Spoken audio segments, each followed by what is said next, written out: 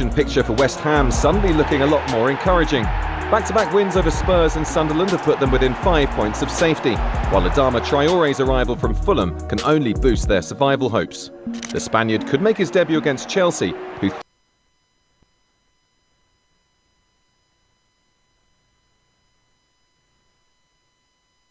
came in the opening minutes of Everton's 3-2 defeat at the Emirates in February of 2020. Goals when the sides met back in August. No Mikel Merino for Arsenal today, and possibly for some intoxicating, at times overpowering. Will it be overpowering for an Arsenal side whose problems appear to be in their own heads at the moment? Or is it the kind of occasion, the kind of environment, the kind of test that they exactly need?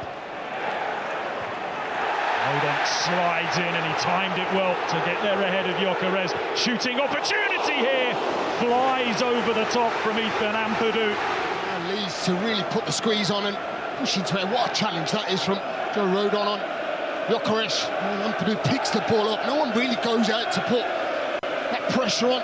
Mendy's waiting for him to come closer, but he takes the strike on.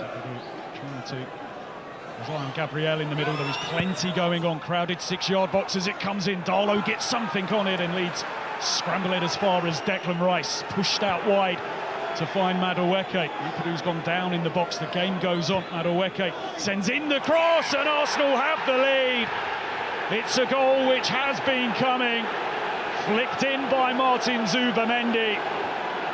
And it comes off the back of Arsenal's best period of the game. Leeds 0, Arsenal 1. I mean, you felt it was coming. Listen, Leeds have defended so gamely up to now. In comes the corner. Darlow tries to punch it away, but it's found its way in. Kai Havertz wheels away, and Arsenal strike from a corner once again. Mendy helps it on. There is the half-time whistle. Arsenal have been excellent here so far this afternoon. The pressure was building, and then the opening goal came. Justin and Ilya Gruev, the two players who have been replaced. So we're back underway here. Arsenal 2 goals to the good. Martin Zubamendi heading home, and then a Karl Darlow own goal. Sent in by Stack. It's flicked towards goal. Comfortable save for David Raya, who has had very little to do here. Strauch, who got on the end of it. It looked like a pretty straightforward header as well. Will come to an end, and he just said it's because it's happened so recently and we've seen it time and time again. Rides the challenge of Wesley Strauch. Whips in, the cross is left and turned in. And Arsenal have got their third, and it's Victor Gyökeres.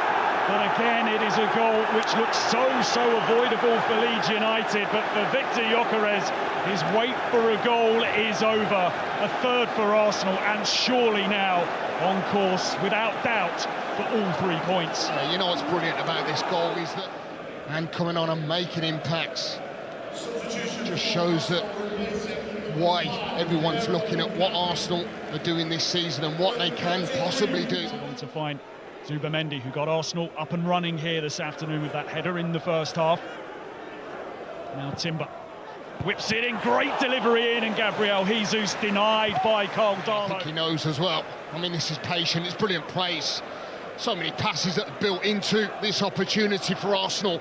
Timber's ball, outstanding again, and then Jesus. A chance for an Arsenal fourth here. Manages to find some room and find a finish as well, Gabriel Jesus. That is a delightful goal. Completely is. He knows his centre of the box. Cannot produce a strike of that.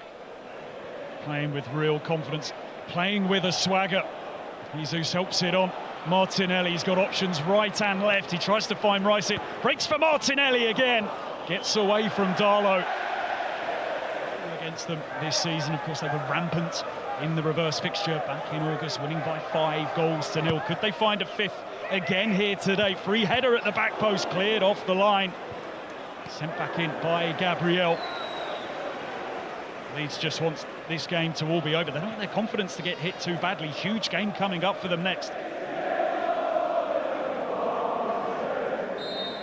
An excellent performance for Arsenal here at Ellen Road this afternoon. Mikel Arteta's team cruising to a 4-0 victory. They've had the makings of a really tough assignment here this afternoon, but they went about the day with real purpose. We saw all the aspects of... They've come up with another extraordinary moment. A comeback to last the Premier League ages. Oh, give me this every week.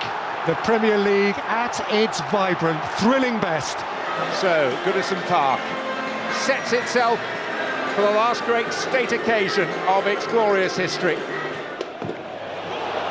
Beto, chance, goal! And the previously much maligned Beto becomes an instant Evertonian hero. Salah. Teased in, and the header makes it 1-1 from Alexis McAllister. Everton in front for 4 minutes. O'Brien had to be careful, there's Jones, and Salah. Mikolenko, hoisted in hope towards Beto. Irabunum, Tarkowski! What a finish to the last ever derby at Goodison. A thunderous Everton equaliser. The curtain comes down in the most extraordinary fashion on the final Goodison derby, with virtually the last kick of the game. This is a night that has been only in the dreams of Luton Town supporters. The side who went from non-league here to the Premier League in the space of just 9 seasons. They couldn't, could they? Here's Saka, this is looking good, this is Martinelli, and Arsenal squeeze it home for the opening goal. Arsenal put the final piece in their bright yellow defences. Oh, and in! Gabriel Osho there to meet it for Luton. Now to hold on till half-time. 1 minute plus added time. White in a very dangerous position, and so too is Gabriel Jesus. It's a Doughty delivery. Raya hasn't got it, it's in! They've done it from a corner again.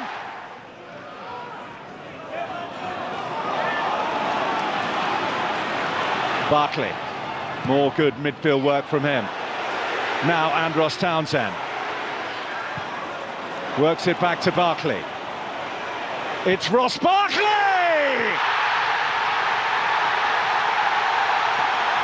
Barkley with a belter on his birthday, and Luton Town lead Arsenal.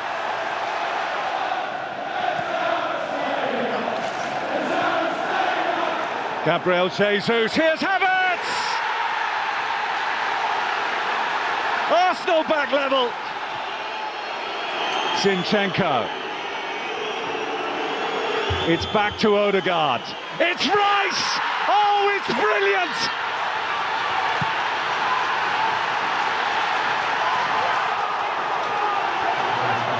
Arsenal ask questions like seldom before this season, and Declan Rice delivers a towering answer with a last-minute winner to break Luton hearts. Wow, what have we just seen here? Tottenham are going to have to be at their best today if they are to tame the roaring success that Chelsea have become this season. Oh, it's a slip. Stepping off and slipping was Cucurella. Which is Brennan Johnson for Spurs. Solanke in field of him. Dominic Solanke!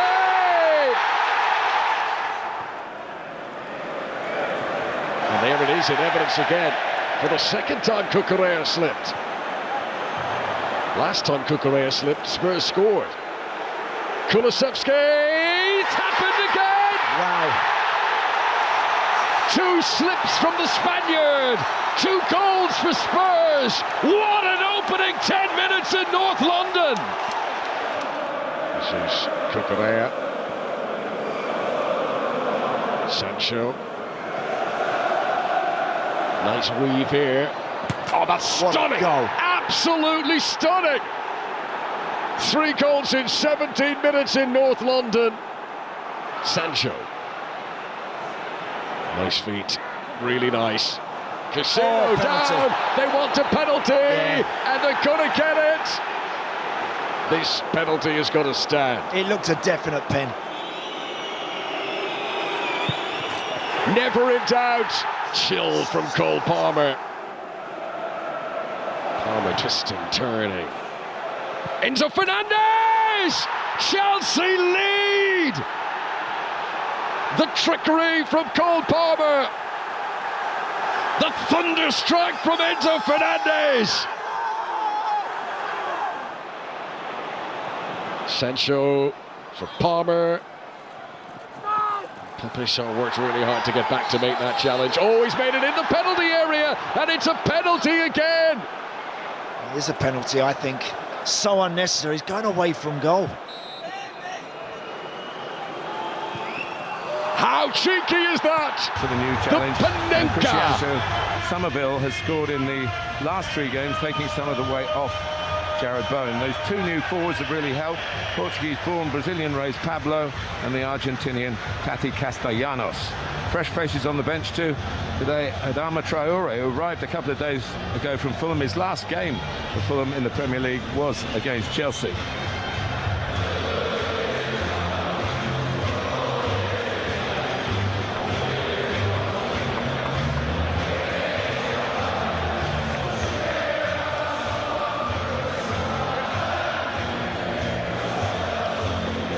He knows the value of a headline, and he knows the skills of Nuno's coaching abilities as well. But at the Chelsea press conference yesterday, the word was, this is Chelsea's biggest game of the season.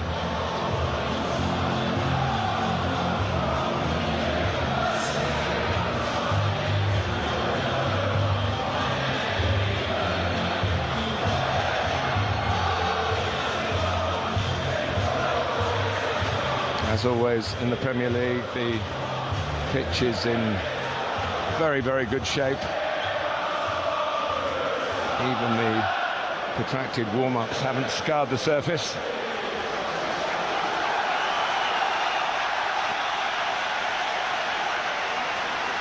Anthony Taylor is the referee. One of the most recognisable figures of authority in the English game.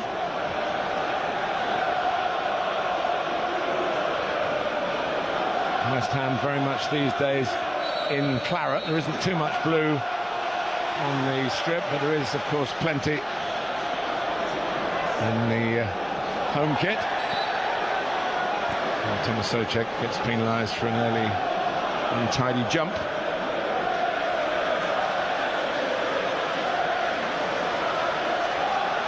So it's a new challenge. It's a step up. It's obviously come from a branch office, if you like, Strasbourg, into the head office here in southwest London, in the west end of the capital city.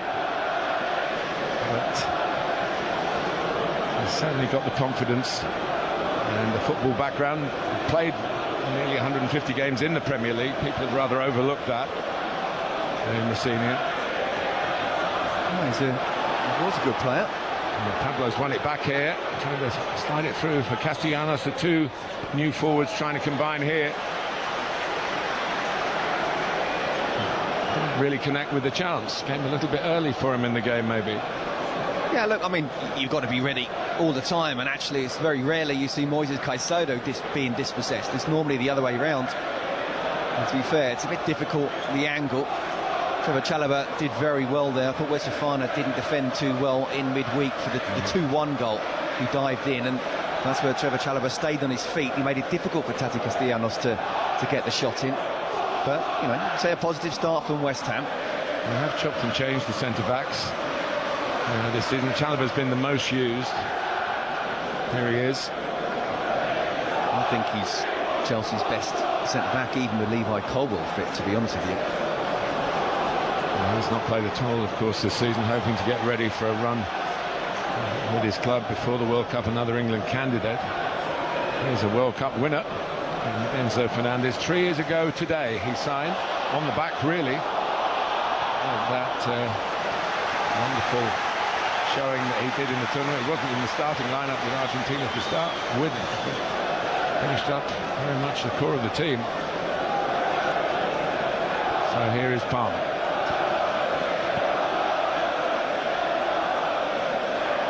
You always feel that Chelsea are a better side when Cole Palmer is in the lineup. He's proved me right here with the ball in towards Delap.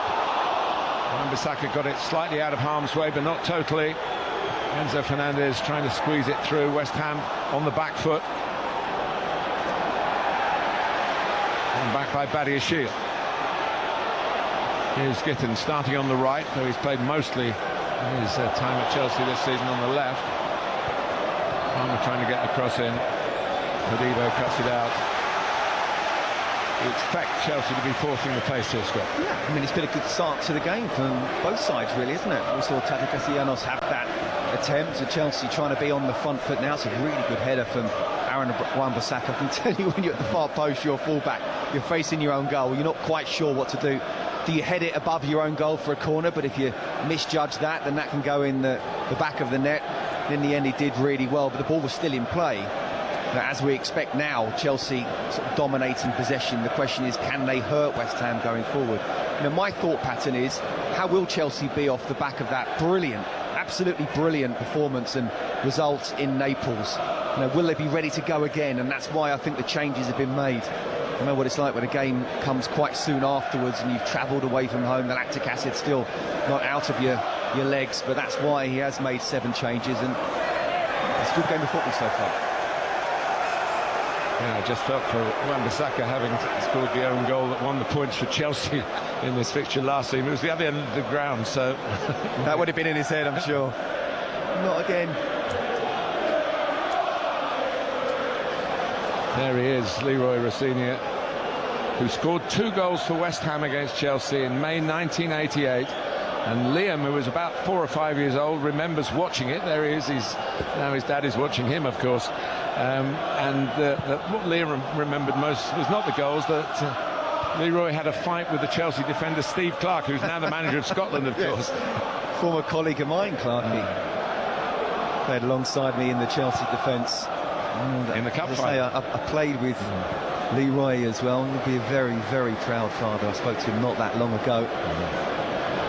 He was an atom centre forward. He was strong. I mean, look, you would expect, as you see the percentage of what you think Chelsea have a chances of winning. And as I say, this is a good time, if there is a good time, to be playing Chelsea.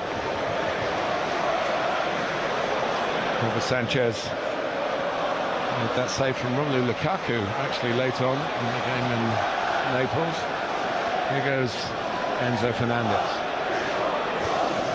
Garnacho on the 1-2 well. And Souček only put it back where it came from. In fact, Garnacho settles for the corner.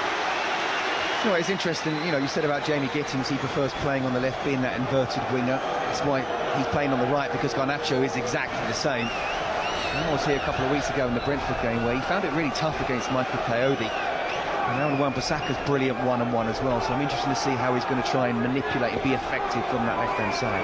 5 goals at West Ham. They scored the majority of them from set pieces. Here's the first one to test Areola, who's only got it partially away. Caicedo tries to put it back. He was one of the goal scorers on that game in the East End.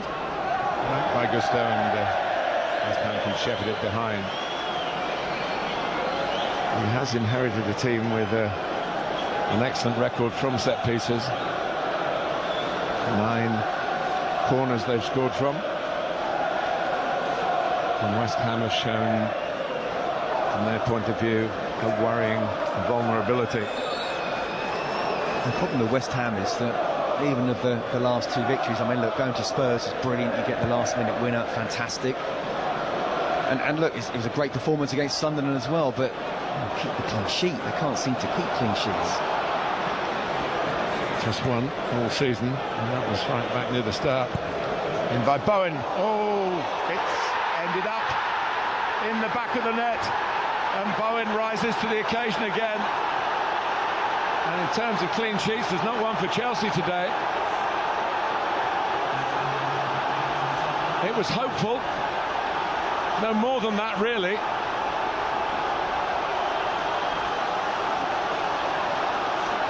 Early delight for West Ham, and Sanchez wondering how that escaped everybody. Well, it's a horrible one to defend against if you're the goalkeeper. And that's what you need to do, whether it's set pieces or whether it's an open play. You almost aim just outside the far post for it to curl in. If no one touches it, then it will go in. Now, Rob Sanchez has to believe that one of the West Ham players in the box might well get a touch to it, so he can't leave his position and just go with how the cross is from the angle. So he's looked at where Pablo is. That's definitely affected him. I think he's clearly onside, obviously.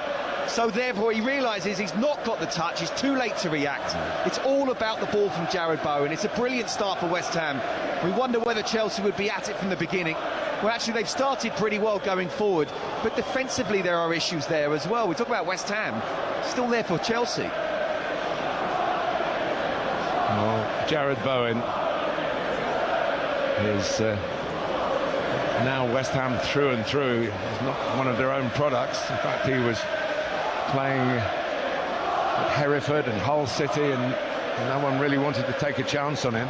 West Ham have done, and what a return, what a reward. It was interesting looking at Felipe, who for half a moment was claiming that he got a touch of that.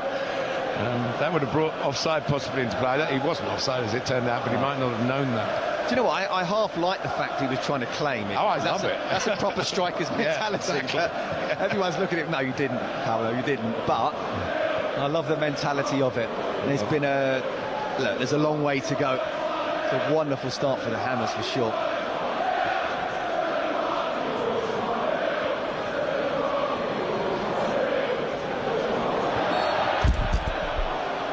Here's Gittins. We didn't have the chance to ask Liam Rossini whether Estevao would have played in that position on the right-hand side had the family issue not come into his life.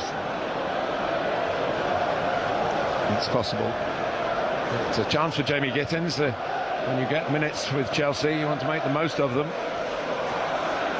There's so many changes, there's so many options. I personally don't think he would have started.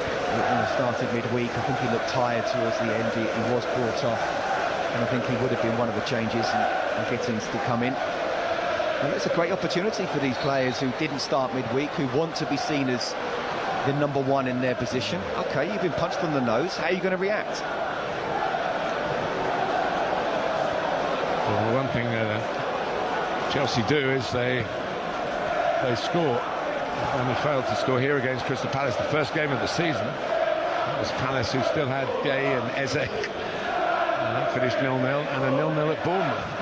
They've scored in every other game. And of course they reacted really well just a few days ago, didn't they? Here's Gusto.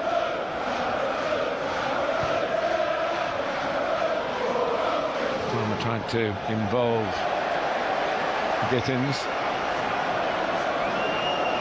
It's interesting what you say about Cole Palmer, and you're absolutely spot on. I mean, Nuno looks like he's 1-0 down rather than 1-0 up. Poker face, but Cole Palmer, for me, if he's fit and firing, that is very best. He starts for England. At this moment in time, I'm not even sure he's on the plane. And that's because he's been out for so long, and when he has played, he made 2 assists midweek, and that will give him a lot of confidence. But I've seen a lot of Chelsea this season and since his injury as well, and he's obviously still a long way off where he'll want to be and the fans will want him to be. First things first, he needs to play 90 minutes, and once you play 4 or 5 90 minutes, then generally you'll be a lot physically better. Here's Garnacho. One of the hard problems is to get match fit, because there's no reserve team football of the name now, or even under 21 football doesn't replicate the demands of a match like this. So you have to earn your fitness really out in the spotlight. So another chance to Chelsea to use their corner taking skills. Enzo Fernandez over the ball, and they're piling in around Areola. It's a good touch from Fernandez. Oh, Somerville thought he was away. Anthony Taylor didn't. No, he didn't need to do that. When Hato got there first, showed his pace, but if his first touch wasn't very good, I do think they look vulnerable, West Ham, with those corners coming in.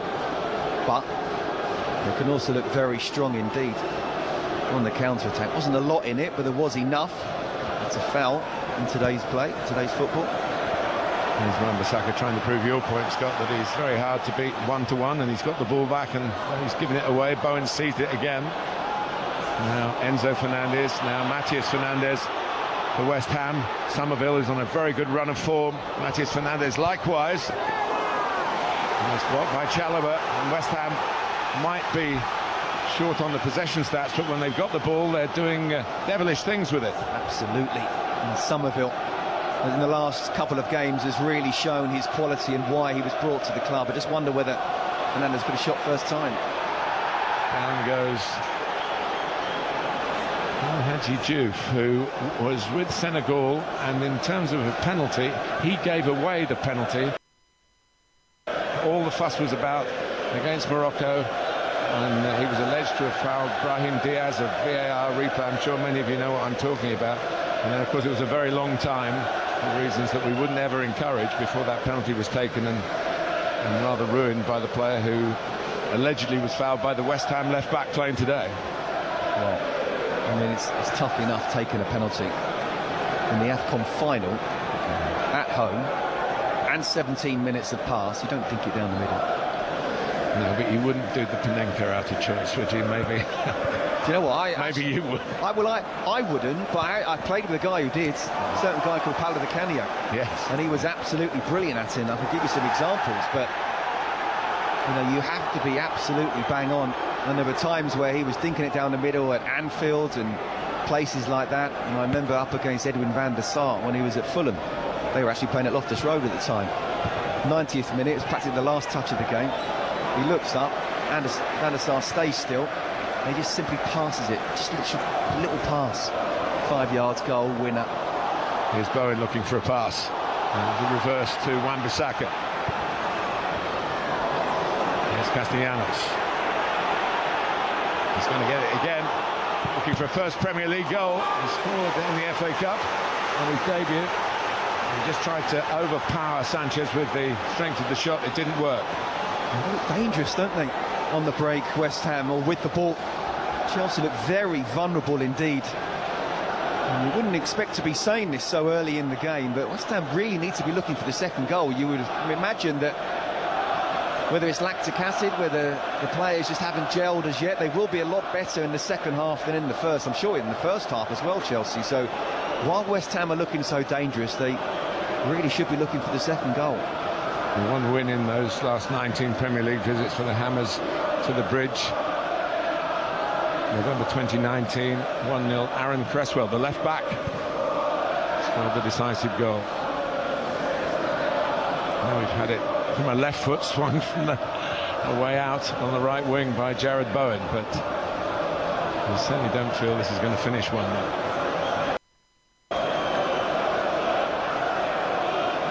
Certainly raise a few eyebrows, wouldn't it, if West Ham were to keep just their second clean sheet of the season here at Stamford Bridge. Here's Hato, the Dutch international. Canacho.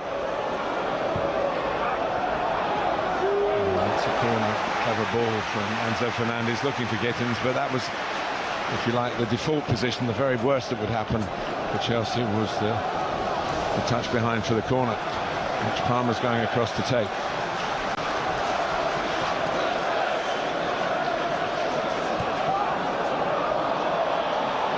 It's an interesting choice of corner for Chelsea.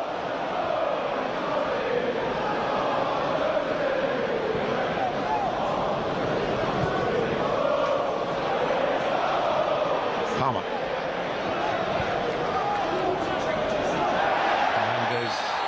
Goes down and gets the free kick despite West Ham's protestations.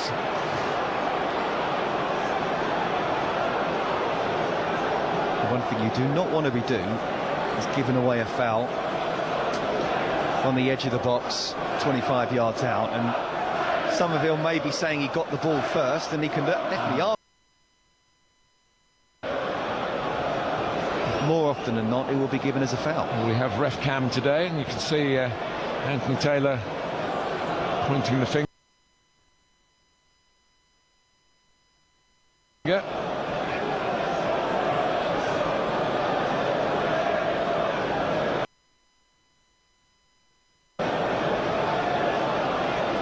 Enzo Fernandez goals and 26 assists.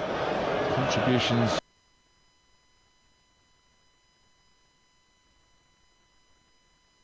No, there's only one man taking this.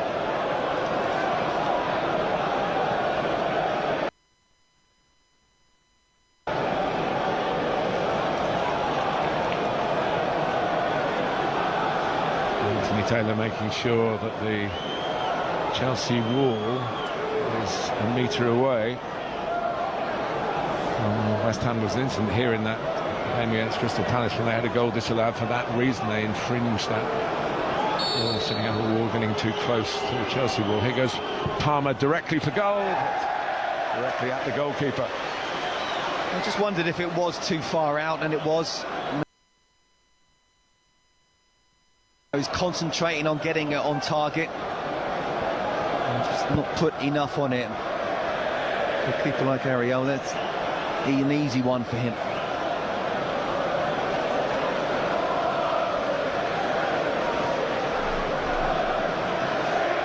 There was a lot of talk with the window about to open for West Ham that what they really needed was defenders. And they've come up with the two new strikers and Adama Traore. Many of you will know about his pace and aggression. They're of course well known to Nuno in their time together at Wolves. Probably as good a time as Adama Traore's had in English football. Here's another option. Gustav. Well, the truth is, if you're going to get out of trouble, you do need to score goals as well as stop them. And some of the teams that go down in the end, it's because of lack of firepower. Yeah, and I'll tell you what else you need as well. You know, I'm not sure about Pablo, whether he's going to be a big hit in the Premier League. And Tati Castellanos obviously came from Lazio. We'll see whether he will be as well. But neither have been scarred of the last 6, 12, 18 months of playing for West Ham United. And it just felt to me this season, you know, before they went out or in the first 10 minutes, the body language, the confidence just wasn't there. And there's nothing like a sort of fresh spirit coming in, not just on match days, but in the training ground as well. You know, being lively, running around. You know, when you've got confidence, you feel like you can run all day. When you haven't, you feel like you're running in treacle. And I think those two players seem to have made a difference in terms of urgency for West Ham, and that's very infectious for the rest of the players. Yeah, a bit of pressing by Pablo, making Sanchez sky it off the stand on the far side.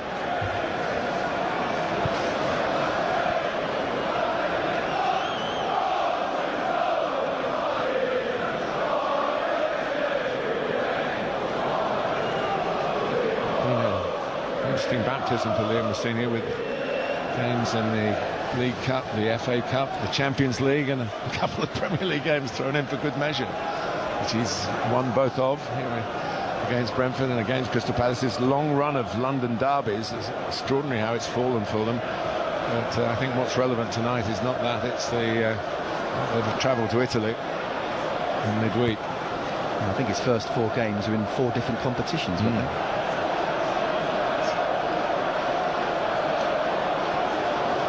Nicely worked by Caicedo. Enzo Fernandez to Garnacho. Bowen doubling back to help out Wan-Bissaka.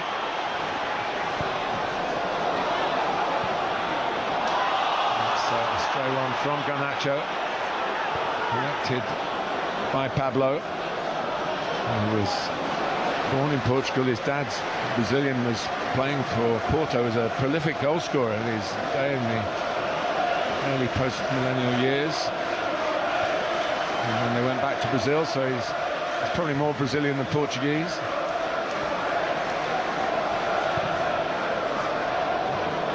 And Castellanos has played a couple of times for Argentina, his country. This is his country, of course, as well. Garnacho.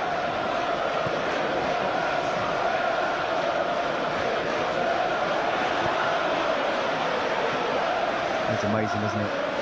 80% possession, yet they've had 1 shot on target, 2 shots in total. Yet West Ham with 20%, they've had 4 shots and 3 on target. Yeah, it's what you do when you get it, isn't it? And they've done more terms of making the use of that 20%, and Chelsea have their 80. 100%. It does add up to 100%.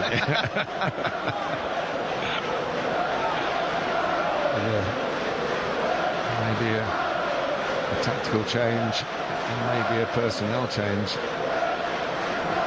Johnny Gittins, Hato and Enzo, Nacho, Chalobah. For the tutorial. Yeah, I mean, one, Liam won't panic. Two, well, Nuno and Jared Bowen will be absolutely delighted what's happened so far to be 1-0 up. And again, you're right, Jared Bowen, I mean, what a stalwart he's been for West Ham. Sometimes he has carried the team. And he's come in, he's just put it in an area. And he's put it in an area where it's kind of outside the far post, but will be swinging in. He's not necessarily expecting to shoot or score, but he's putting it in a really difficult area where, as I say, he wants Pablo to try and get on the end of it. But the fact that he didn't means that Rob Sanchez has to react really late, because he has to think that Pablo is going to get a touch on it. That's a wonderful ball. Stats about Bowen: 64 goals now for West Ham, 40 assists, and since making his West Ham debut, he's been involved in 42 more Premier League goals than any other West Ham player. 42. Yeah. He went past Mikel Antonio last weekend, didn't he? The most golden assists for West Ham in Premier League history. I mean, Pedro Neto's is the obvious one to come on for Jamie Gittins. As we look here, so he's just caught on the knee there. Hopefully he'll be okay, but we'll have to wait and see whether he can carry on. But if not, I think you could certainly argue there's an upgrade there with Pedro Neto about to come on. Well, certainly in terms of Chelsea experience, and on the subject of stats, of course, he's been here longer and he's played a lot this season. Delap probably hasn't played as much as he would want. Hernandez gets back well. As a former fullback, Martin, I can tell you, I'd rather play against Jamie Gittins than Pedro Neto. He'll run you, Pedro Neto. He can do everything. Yeah. He's very left-footed, but he's quite happy to go down the outside. Yeah, pace hurts.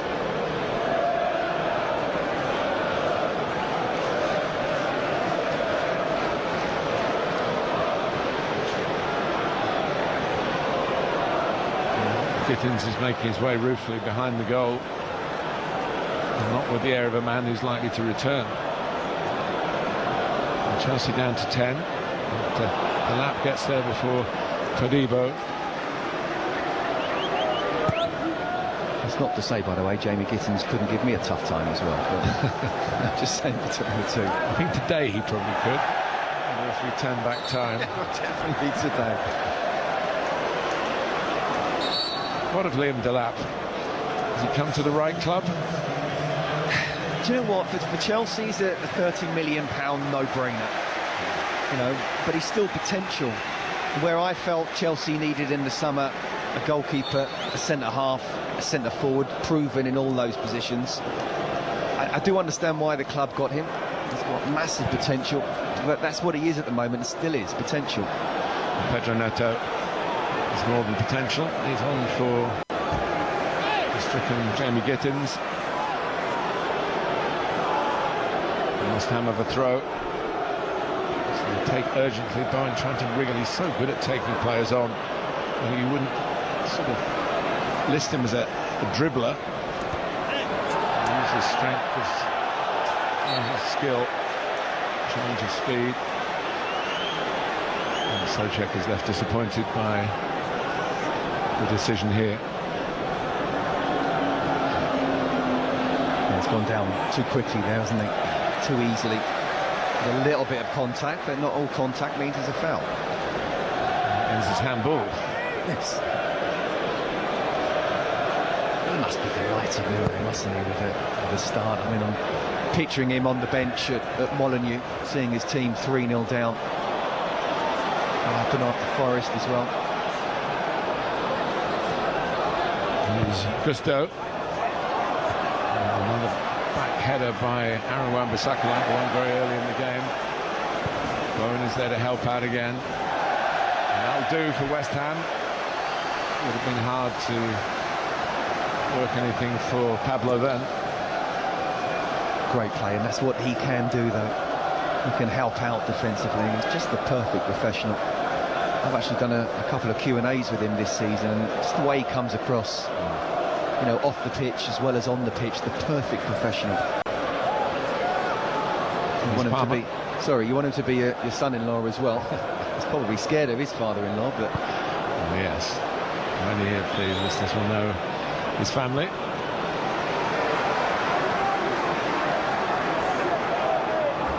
Chelsea fans watching will be concerned. Coming up to the half-hour mark. To make a change, they're a goal down and a freakish one at that.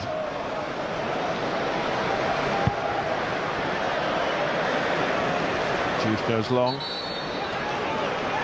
Ball has swung out. I mentioned the one clean sheet in the 23 Premier League games this season. That was away, perversely, to a team managed by Nuno Espirito Santo, Nottingham Forest, in the early weeks of the season.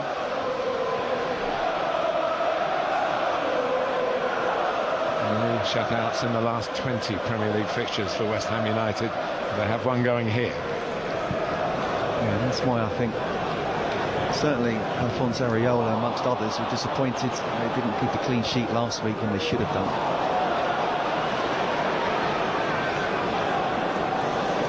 West Ham, of course, have had a free week since then, while Chelsea have been doing their European travelling.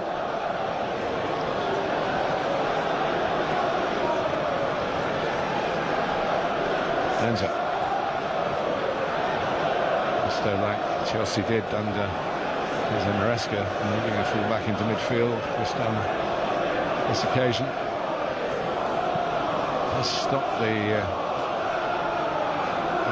full-backs going down on the overlaps, which we had for so many decades, really. We've got a very good one here in Reece James doing that, but it's not in his remit under the current structure of the team.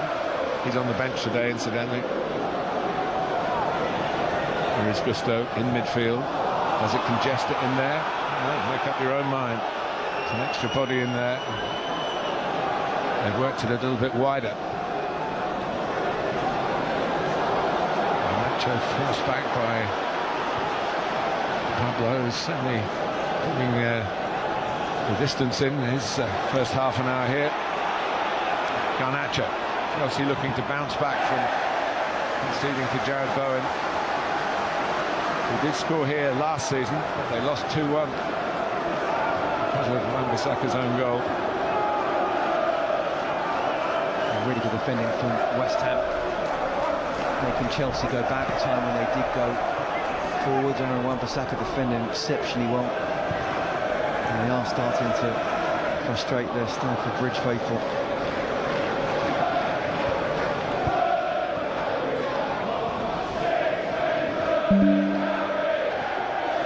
Neto heading down to business. Palmer. Nahato. Everyone dropping in defensively for West Ham. Home this time outmanoeuvred by Garnacho. Might let Caicedo and others join in here. In the end, there was no appreciation of where the others were from Moises Caicedo. Rather sums Chelsea up. You get this sort of area regularly, but that punch that needs to change the scoreline, not quite in evidence yet. No, but at least he was having a shot there. And sometimes you see lots of teams, you know, almost try to do the perfect goal, or if it's not absolutely guaranteed to be able to get a shot in, they just pass and they end up going back. Sometimes, you know, get the ball wide, get crosses in. Garnacho doesn't have to get past Wan-Bissaka, he just needs half a yard. Whip that ball in, to that make the movement. For Caicedo, who's obviously not renowned to be a real goal scorer, though he scored a few already this season and some screamers. You know, just have a shot and you never know what can happen. Palmer. Pedro Neto do the run and gave the ball to Gusto. challenge with Juve Pedronetto not happy with the assistant. It shows the frustration of the home team right now, doesn't it? And he's just come on the pitch. Needs to be careful, not get booked. With a good record against West Ham, Pedronetto. In terms of 3 goals, 2 assists, and 9 appearances previously in the Premier League against today's opponents. Garnacho. Enzo Fernandez back to Garnacho again. Paddy Ashir.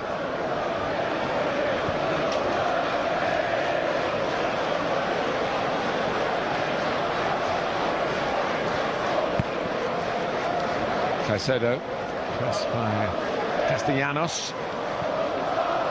Palmer. For Garnacho.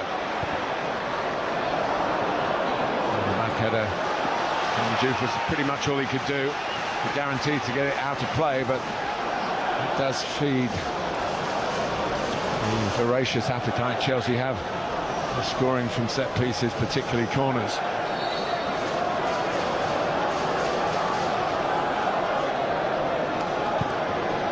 By Pedronetto, Areola was going for it, didn't get it. Fernandez trying to win the header, he did win it. Garnacho trying to get it back. West Ham in numbers fighting for possession, and they've not just got possession, they've got a position here with Aaron Wan-Bissaka. They've not been bashful when they've got the chance to go forward. There's only Castellanos to try and find. It's too high for him. Pablo will keep it in. This is the real appeal of the game, Scott, that although Chelsea have more of the ball, when West Ham do get it, it's a real thrust to their play. And Aaron Wan-Bissaka showed exactly against Garnacho what Garnacho should be doing against Wan-Bissaka. Just get half the yard and just try to whip it in.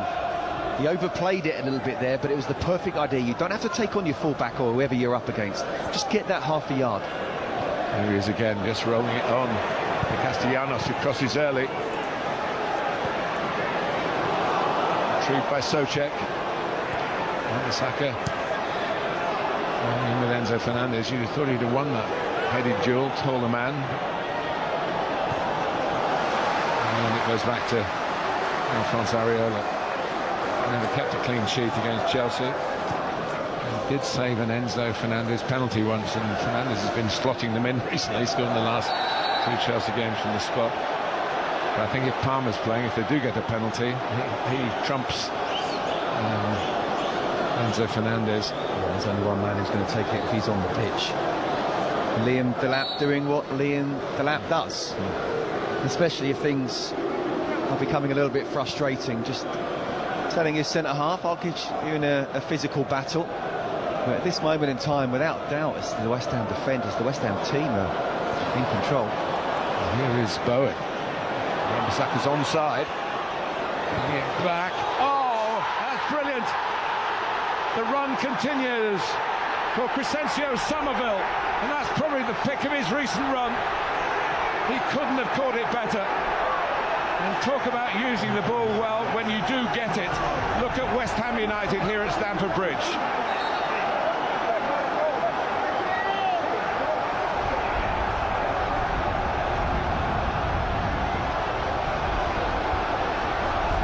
Nuno has been saying, Scott, that he wanted more from the Dutch winger. Well, he's answering the call from the boss. The last 2.5 matches, he's been absolutely superb, and this is the Somerville we've been looking for since he signed for the club. Again, we talked about, he's definitely onside there. Jared Bowen looking along the line, rightly so. It's a great ball, it's a very good first touch. But Garnacho not going to Wan-Bissaka. And then it's clever play from Wan-Bissaka because he knows he's not going to be able to whip the ball across the 6-yard box, so he cuts the ball back for someone to come onto. And Somerville, I wouldn't be surprised if this is just a training ground practice routine. Get the ball out wide, underlap, cut the ball back, the winger comes off the other side and then whips it in first time. But still, it needs to be a wonderful first time finish. An absolutely get your dancing boots on by Cynthia Somerville. Brilliant finish. And he scored in all 3 of the wins. One of those was in the FA Cup.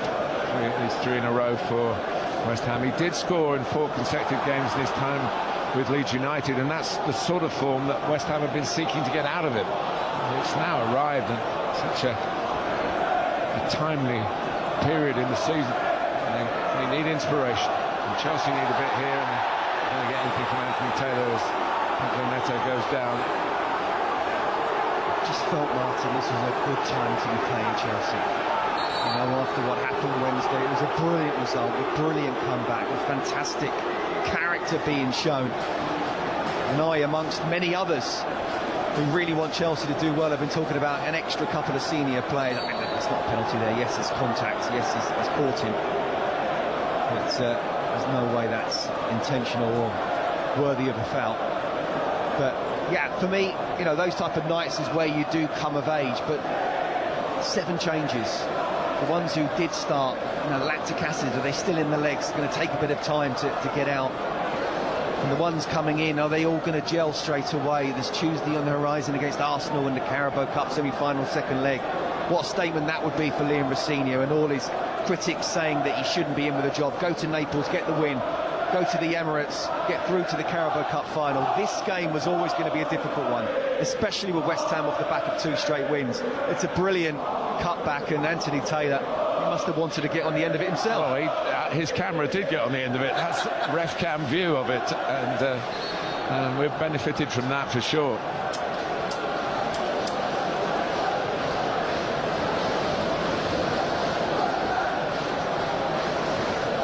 Shell-shocked, aren't they, Chelsea? I won't be surprised if there's more substitutions to come at half-time.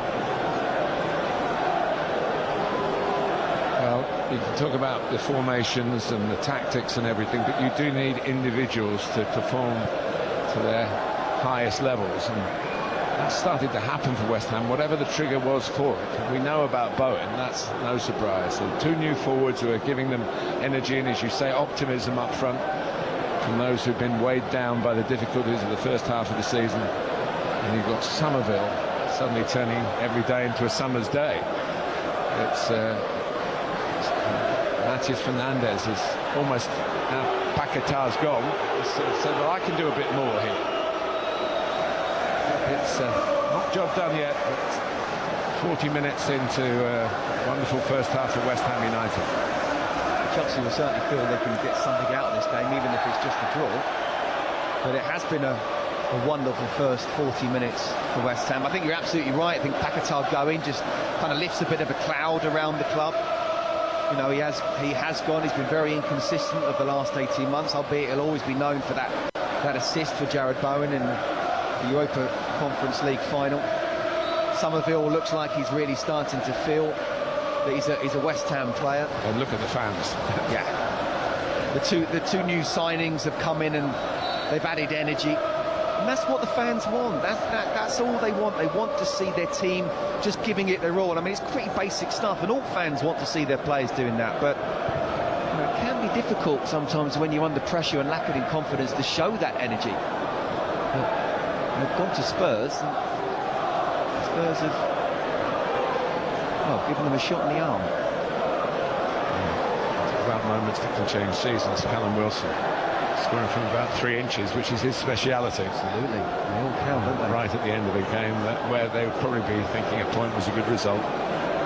It's all really kicked on from there, but as we say, don't want to get ahead of ourselves here and ahead of the game, because Chelsea have got plenty of resources here to turn this round. Absolutely, but just on Callum Wilson, and I like Nuno Espirito Santo. I think he's a really good coach, and I thought he was right for West Ham, albeit there are certain things you can pick at in terms of what he's done in his short time at West Ham, but I didn't get him not wanting Callum Wilson, even if it's just for that guy coming off the bench. Miss Socha, been for another one here, behind both Castellanos and Somerville.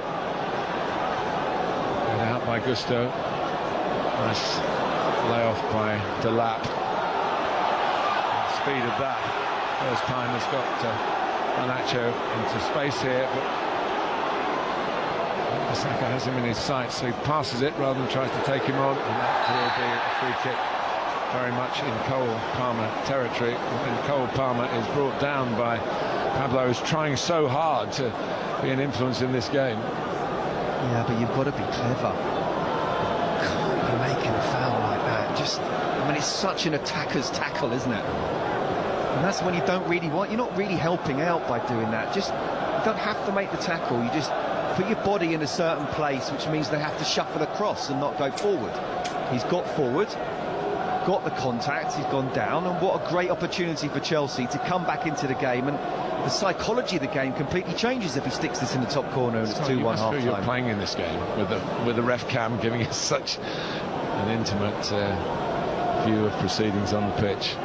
Real piece of kit, isn't it? For the benefit of the viewers and the commentators.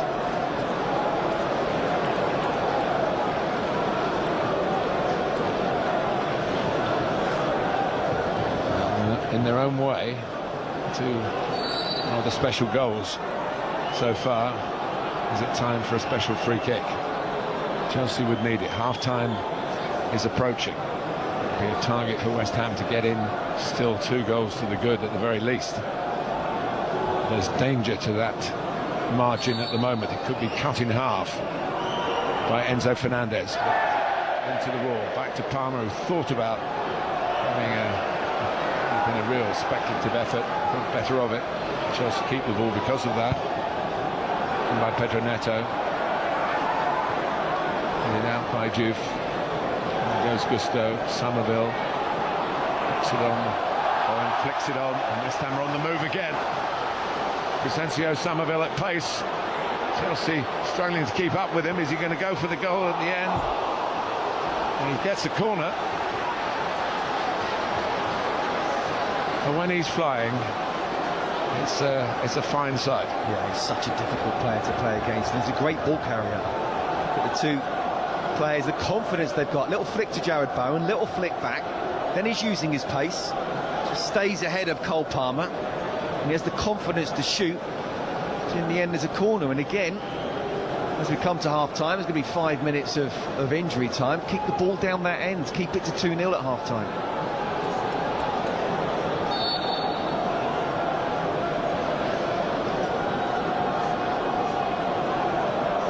Even better for West Ham United here. Out to Juve. Chelsea trying to push out. 5 added minutes confirmed.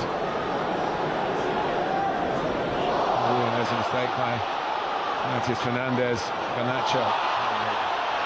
The Portuguese midfield player will be very relieved. That wasn't too costly. Here's Bowen. And still tip back. It's defended by Badiashile. It comes back Bowen's way again. Castellanos. And Pablo's still looking for that tap in at the far post. Chelsea are really struggling to clear the danger here.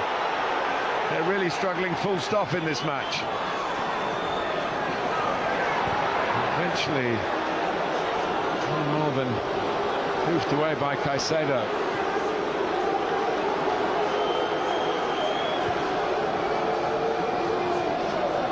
Pablo, Wan-Bissaka, into Bowen.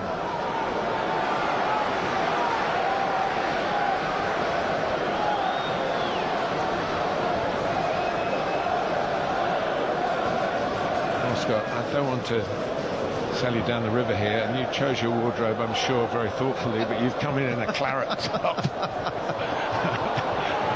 Didn't even realise that. Here's Pablo in his claret shirt. He's just run out of room, but it is appropriate attire at the moment. Well, if that's the case, on Tuesday night I'm going to wear blue for sure. They need to step it up a lot more if they're able to get through to the Carabao Cup final, Chelsea. I go back to it, Martin. I wasn't sure if West Ham could actually do what they've done in this first half so far, but I did feel Chelsea would be vulnerable after what happened Wednesday, and knew there'd be plenty of changes ahead of Tuesday as well. It's not as if, he's trying to pick a second string and, you rest everyone for Tuesday, but it would have taken a lot out of the Wednesday. This was a good time to play Chelsea. But still, it's not good enough, this performance. Fans deserve better than this. Garnacho.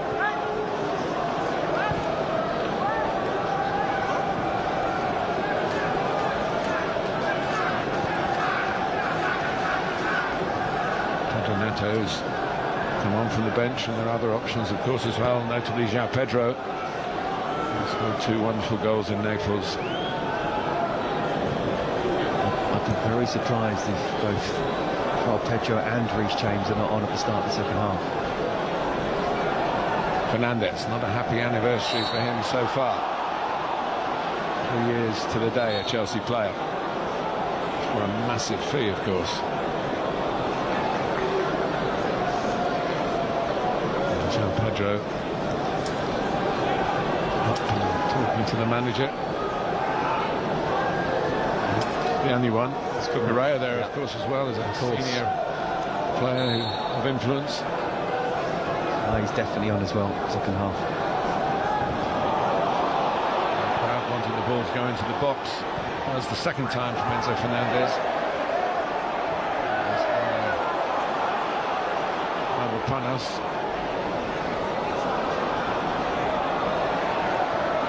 Saka reflected the confidence in West Ham, and Somerville as well. Here's Pablo. He's outmaneuvered, outfought by Hato. Palmer heading for where there's a bit of space. The lap in the middle. Pedro Neto goes on the outside. Palmer loses out. Combination with Pablo and Souček.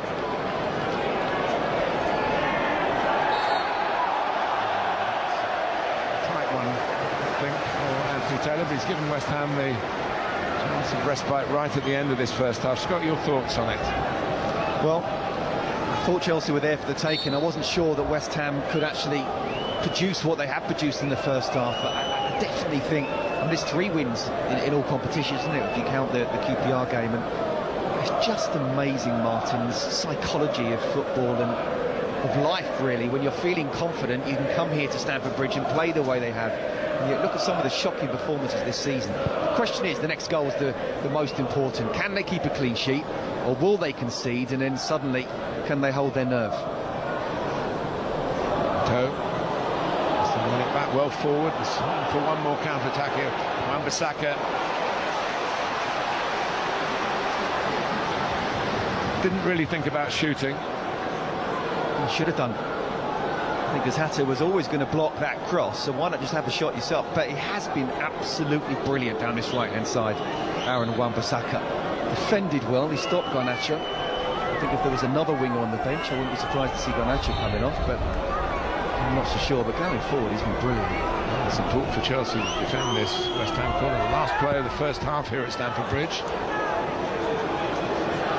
Souček trying to knock it back in, and that is...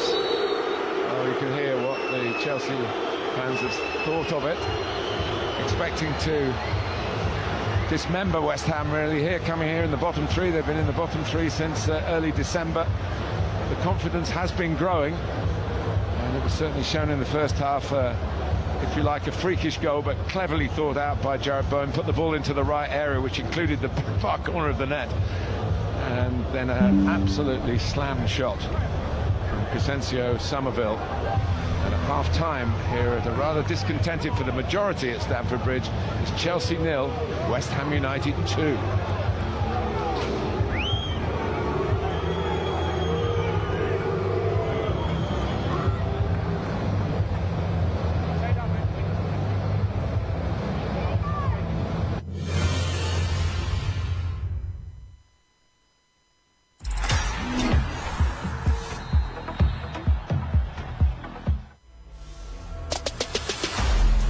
Fase ini hanya untuk orang yang terhebat, bukan untuk yang cepat putus asa.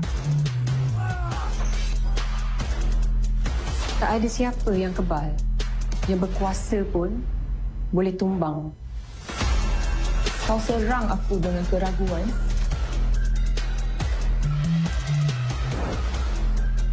aku lawan dengan keyakinan. Kau mungkin rasa kau bagus. Tapi sejauh mana pun kau lari, aku kekal di hadapan. Kau yakin kau hebat? Tenaga aku jauh melangkaui batas kau. Kalau terlalu selesa, kau akan ketinggalan. Memang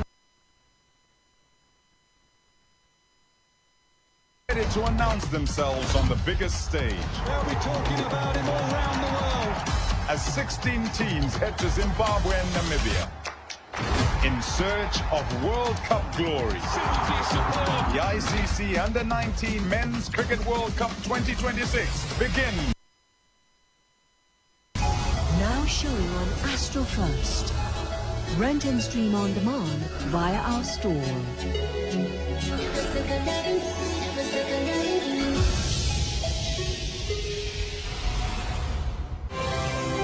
Thank you for this win. We would like to show our appreciation to all Astro customers with complimentary viewing of these channels from 26 January to 4th February. Thank you for standing by us.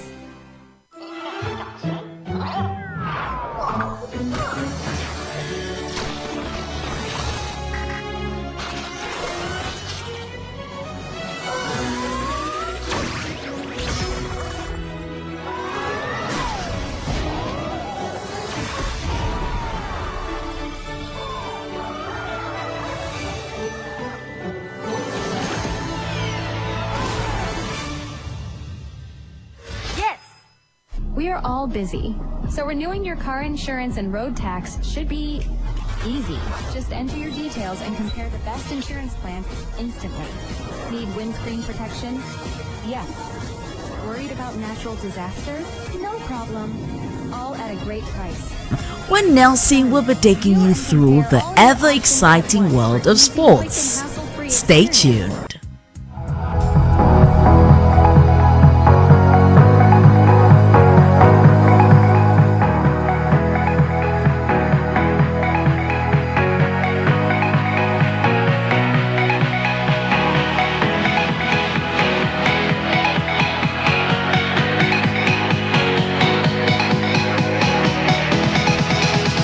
Well, a beautiful evening to you wherever you are listening to the sound of my voice this beautiful, wonderful, amazing, spectacular Saturday evening. Well, it's good to be here once again, back like we never left, and of course back to give you updates making the rounds coming from the wide world of sport. You just call it the ever exciting, ever blazing, ever controversial, ever scintillating, ever buzzing, ever terrifying, and oftentimes ever heartbreaking world of sport. Well, earlier today we actually saw the final of the WTA angle of the Australian Open, where Elina Rybakina defeated Arina Sabalenka. That game went 3 sets, but of course we got our champion. And yesterday as well, 2 games were played, 2 massive games.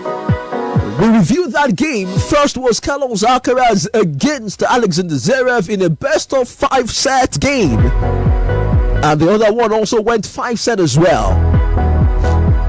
Jannik Sinner against Novak Djokovic.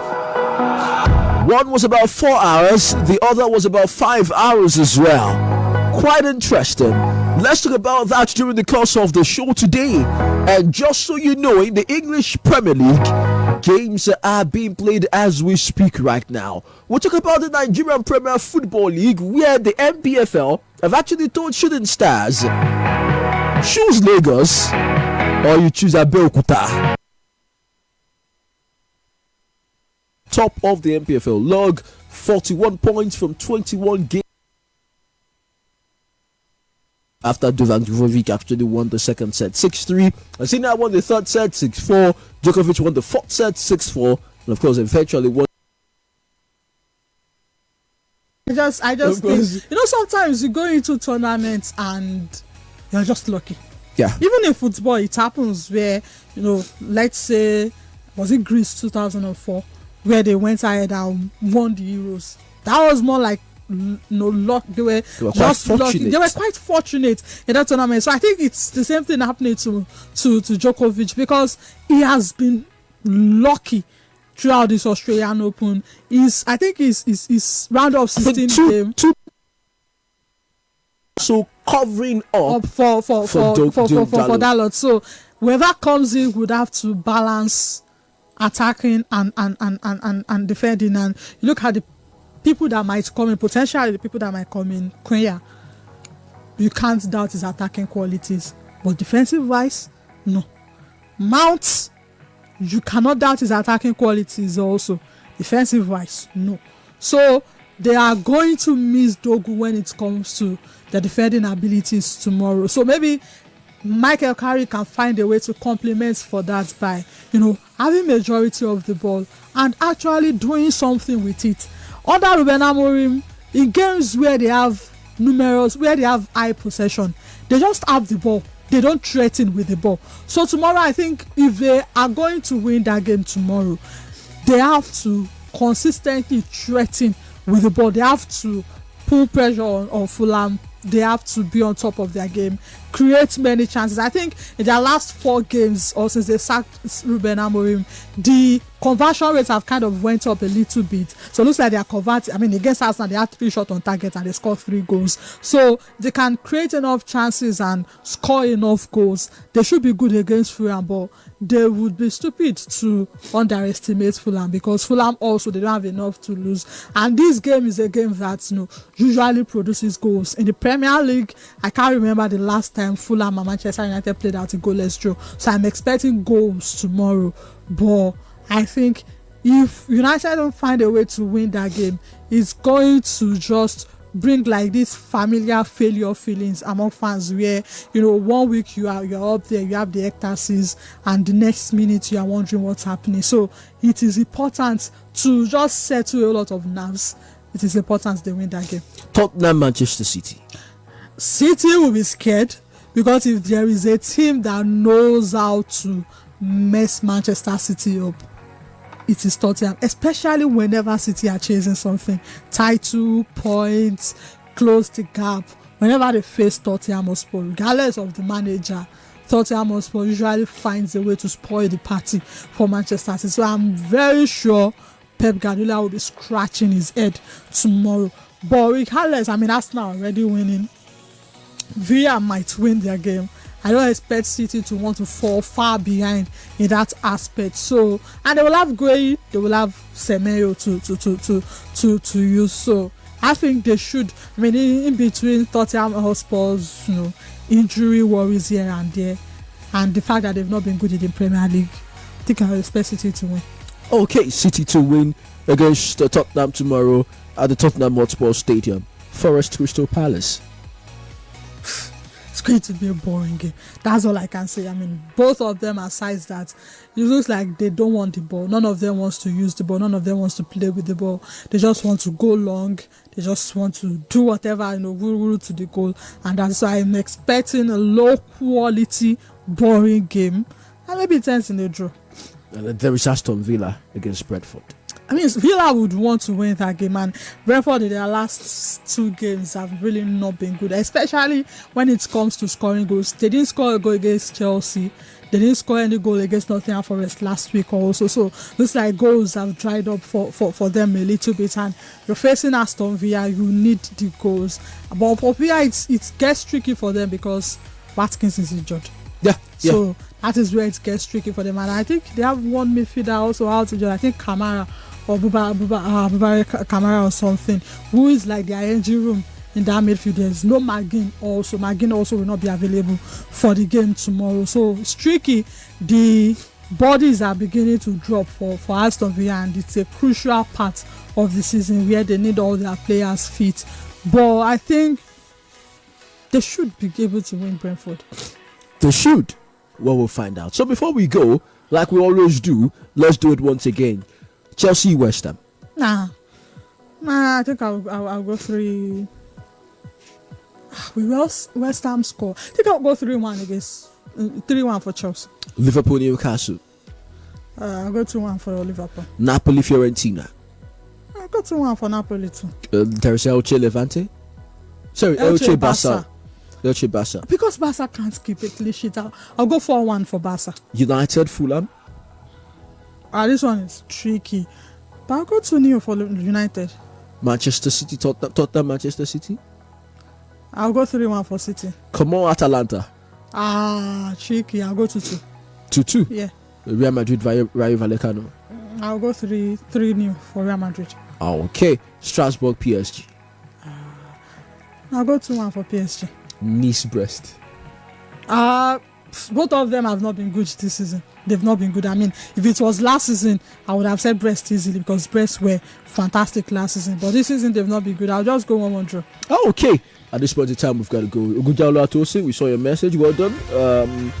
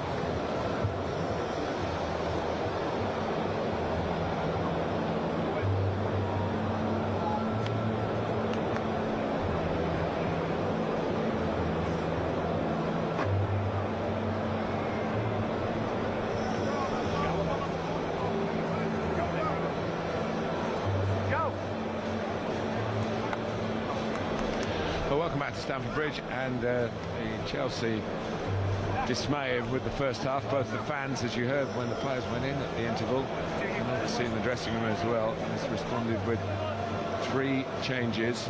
João Pedro, Marc Cucurella and Wesley Fofana. Arto, Garnacho and Badiashile are the 3 players replaced. João Pedro has been in excellent form, 4 goals in his last 4 appearances, and he is going to play. He's got in a more of a 10 role with Liam Delap staying on. Yeah, it's going to be interesting to see whether João Pedro comes off the left and Cole Palmer keeps that 10, or you would imagine it would be João Pedro as the 10 and Cole Palmer on the left, but not just staying as a typical Garnacho type winger, but coming in off the left-hand side. Well, Cole Palmer's just walked onto the pitch, the last one, and has just walked about 5 yards in to say, I'm going to play on the right.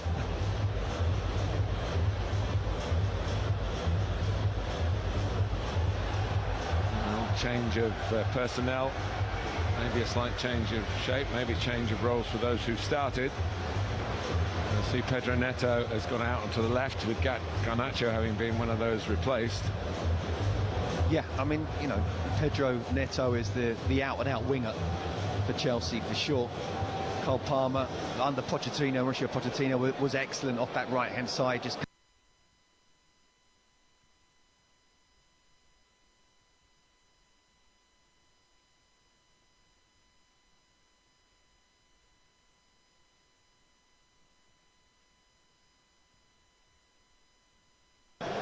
really started his Chelsea career. Marc Cucurella, and it's not easy, I speak from experience from being a left back, he really can affect the game. I think he's very good defensively, but also he can overlap, he can underlap, he can invert into midfield, and he can also get in the box and score a goal. I remember scoring ahead of the winner here against Manchester United, so I still think that's an attacking move as well.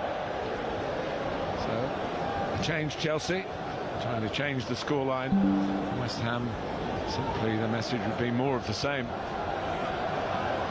Positivity when they have got their lesser share of possession. What they've made good use of is very impressive. But here's João Pedro straight away. Stopped by Todibo. This is what I mean about trying to use the ball when they get forward. Not quite used as well on that occasion to involve Bowen.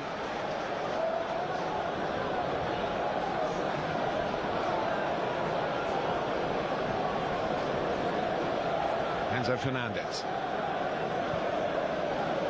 Now Fofana's seemingly put his injury woes behind him. Missed a lot of football, missed more football than he's played in his time since he's moved from Leicester. He's a very good athlete. Yeah, the only thing I'd say about that substitution is, you know, a like for like.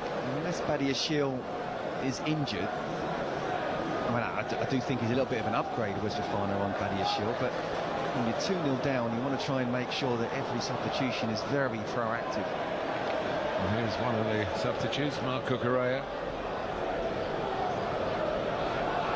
So trying to slide it through. Just to reiterate what you said very wisely, Scott, at the end of the first half, the next goal feels massively important. Yeah, and we know that West Ham can get nervous. We know that they don't keep clean sheets. I mean, you wouldn't believe it watching that first half, but that's why it's really important for Chelsea to be on the front foot. Even if they don't get that early goal, just be on the front foot, put West Ham under pressure, say, no, that first half is gone now. We're going to show you what we should be like.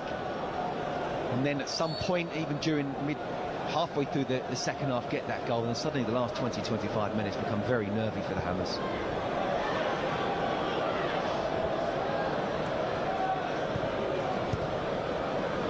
Here's Somerville, who struck so spectacularly for the second goal. Balance and Todibo have done a very good job with the West Ham defence. Saka's mixed defending with the counter-attacking, and here he comes again. Fernandez on to Somerville. Fernandez again! Scored his first career goal from outside the penalty area last weekend against Sunderland, and nearly had another.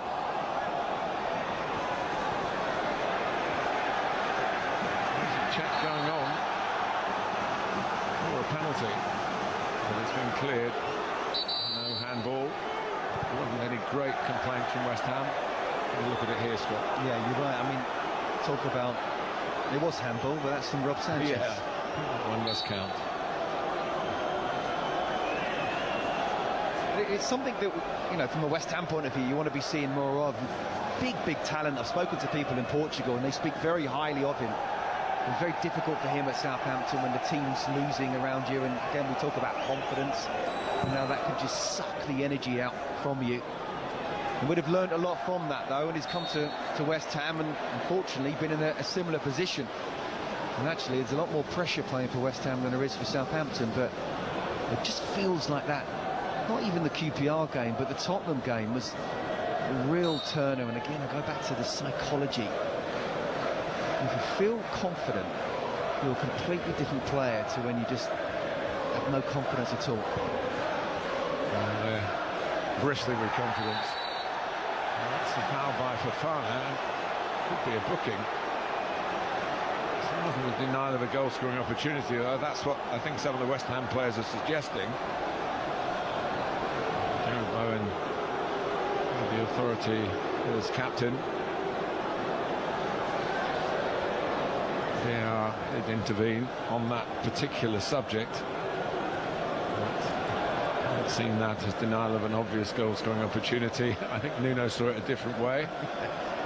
And he would. It was actually very clever play from Tati Castellanos, because he pushed Fofana twice, not once but twice, just before the ball got within about 20 yards, and by then he'd got in front of Fofana, who then pulled him down.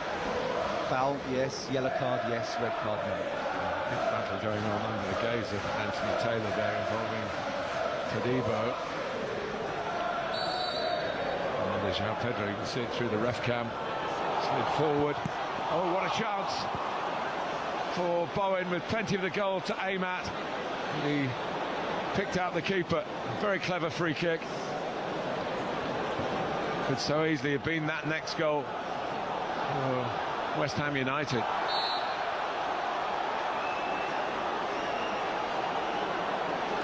He knows that's one that's got away. What a clever free kick indeed. In fact, he probably would have been offside there, wouldn't he? Yeah. But still, the idea was good. And if they were somehow to get that third goal, I don't see this Chelsea side coming back. We talked about confidence and sometimes how difficult it can be to play in front of your own fans when you're not doing well. Chelsea are certainly feeling that. And what a turnaround it is from Wednesday night.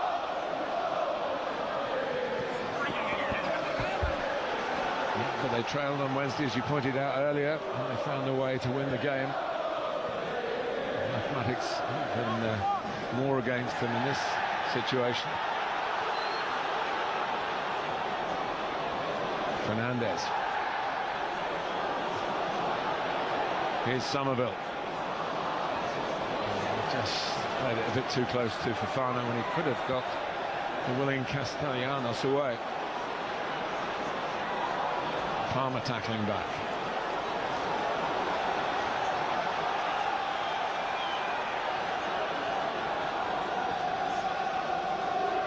It's got the feel of a derby now. Yes. Yeah, absolutely. Am I right in thinking Moises Caicedo hasn't got a yellow card yet? I think that's going to change very quickly the longer it stays at 2-0. You're right, it's starting to hot up now, and so it should be. With Chelsea 2-0 down, I can imagine a few tackles coming in from him. Yeah, it's a relevant point, Scott, because Caicedo's missed 4 of the last 10 games through suspension.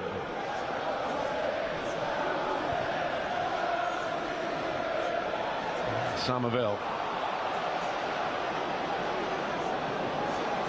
Still going. Now Pedro intervening. Free kick.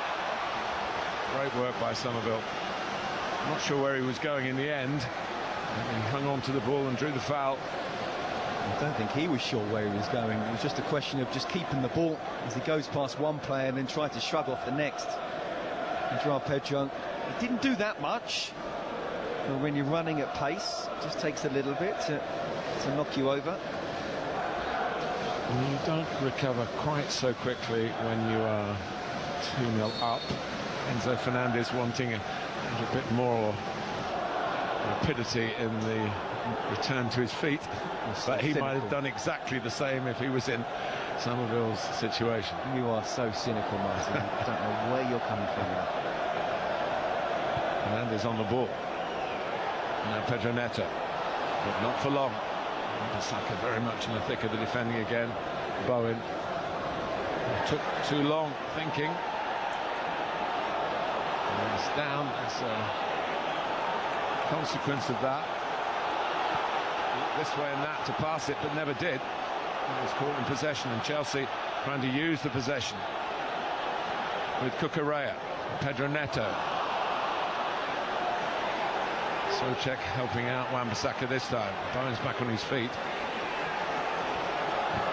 And the lap closes down Wan-Bissaka. Chelsea are disappointed that the decision goes against them. There's an awkward moment, and Bowen, who normally waits for the right moment, plays the right pass. He didn't. Let's go fighting for it. It wasn't fouled. No, that was a twist of the ankle, and it looked very painful. And Jared Bowen would not go down unless it is very painful. You know, just what a professional he is, both on and off the pitch. And food for thought, for sure, for Liam Rosenior. He's got one more substitute, hasn't he? Lost Gittins in the first half. Yeah, look, he's made 4 subs now. One enforced. We don't know if the Badiashile one was enforced as well. I mean, sometimes as well, once you make those substitutions, you've got to just let the players, you know, do what you want them to do. Sometimes you, as a manager, I would imagine, you always want to try and do something and try and... And Postecoglou was the one, wasn't it? He said it wanted to be like a PlayStation with a joystick and I'll move them around. Well, you have to let the players now. You've done your job. You've got one left. Give it another 10 minutes and see if they can impose themselves. Bowen getting the better of Pedro, but only momentarily because Enzo Fernandez got it back to Cucurella. It's a lovely ball in for Delap. It wasn't quite the flick that he really wanted. The run was good, the touch not quite good enough. No, but this is better from Chelsea, and this is what you want. And although it's not a lot for Marco Cucurella, he just adds something different going forward.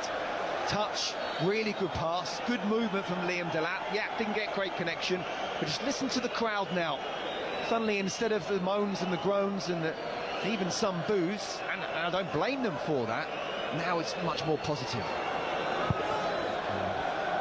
And Dos Santos, those behind Liam Rosini, saw Reece James as well. No option but to hoist that away.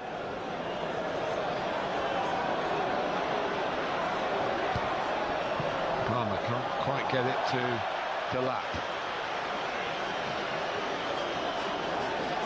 Just the 10-minute mark in the second half.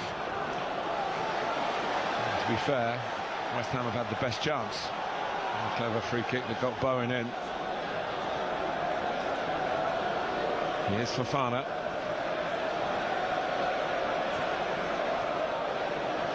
Pedro Neto.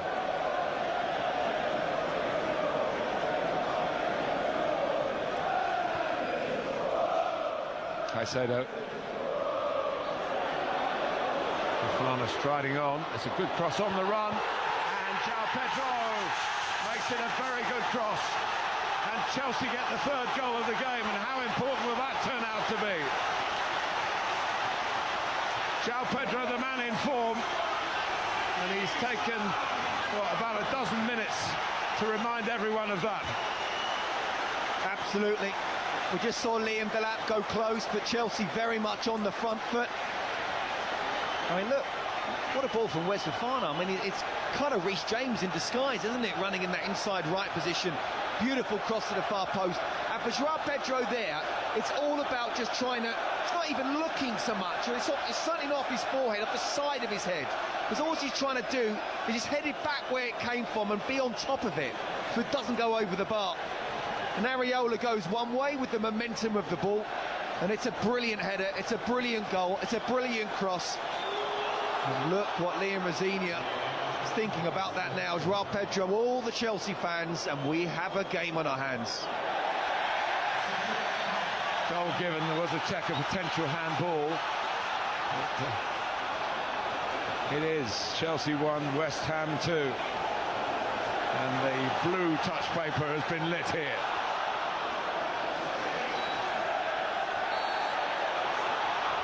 Yeah, now it's about character from West Ham. You absolutely dominated Chelsea by having 20-25% possession. The second half's completely changed. Liam Rosini again, like he did midweek, made changes that changed the course of the game. And listen to the fans now. Completely different atmosphere than it was in the first half. From booing to backing. That's what a goal does for you.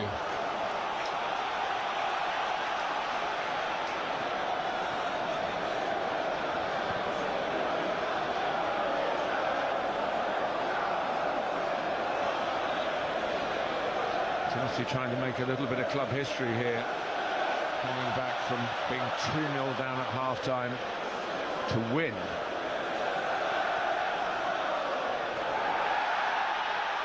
Palmer gets no help from the officials. Pumping challenge by Chalobah on Pablo. Here's João Pedro. The lap won't get there. João Pedro scored in that 5-1 win at West Ham in August. It was his first Premier League goal for Chelsea. And he's got one here in a much tighter contest. But he could still yet end up on the winning side. How, Scott, is West Ham going to deal with this? Well, I love your mentality of trying to win the game. I mean, first of all, they need to equalise, but if they get that 2-2, and it's even just 5-10 minutes plus injury time, they will believe they can go on and win the game. What do West Ham do? They try to go back to what they were, very solid at the back, not giving Chelsea any chance at all. It's a fine ball by Palmer. He's on the ball again here. It's the kind of ball swept forward as Bowen did when he swept it in for the first goal. Yeah. I mean, look, West Ham have to be strong now. I understand that clearance there, that's all he could do, but it's about getting on the ball. It's about receiving the ball, even if you've got someone marking you, and having the courage to wrestle back the tempo of the game in midfield. Because at the moment the momentum is completely with Chelsea, but West Ham mustn't forget that they are the team in the lead at the moment. And they are the team that still looks as though they've got more goals in them. But Chelsea have matched them now in that respect, and they're trying to overtake them. Gusto Strong work by Delap. Very good work indeed from the number 9. Here's Pedro Neto. Taken away by Juve. And it's going to be a corner. And just to remind you that that's how they took West Ham apart over in East London at the London Stadium, and that 5-1 win. Very different type of fixture to what we're seeing here with the Blues back home. Pedro Neto was heavily involved. Reach by Areola, headed back by Cucurella. Put in by Todibo.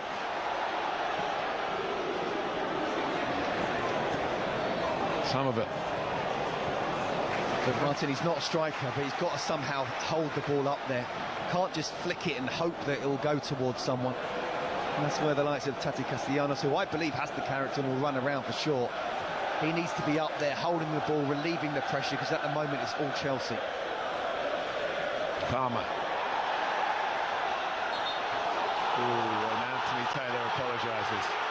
He knows he got that wrong. Should have let the game go on. He's let it go on quickly here. Gusto crosses. Neto won't get there, and here is the aforementioned Castellanos. Saka has been at the AFCON, once in the England squad, but playing for Congo. Here's Palmer. Not thinking about getting into a shooting position. Cucurella definitely in a crossing position and wins a corner. And corner, a good currency for Chelsea. Isn't it amazing? Isn't it amazing what some substitutions and just a goal can do? Yeah, we talk about João Pedro scoring, but for Farmer, another of the subs, forward like a gifted midfield player to plant in the cross. Here's Caicedo, who can hit them from distance. What a save! Great shot, and match maybe surpassed by the way it was tipped aside by Alphonse Areola. Corner taken quickly by Chelsea.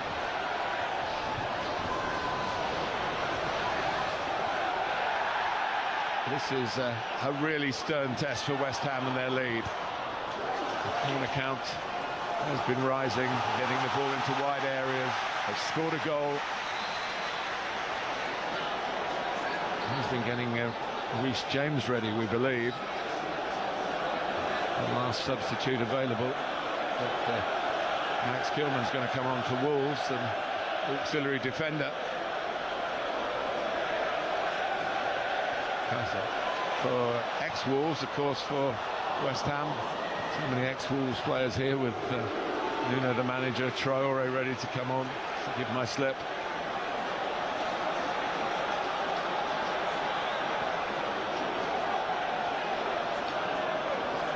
And we'll take off Pablo to reinforce the defence, but Kilman's had a pretty rocky time recently. Been left out, and we'll see on the bench only today. In by Palmer, for the lap. Correa gets there before Bowen. Chalobah.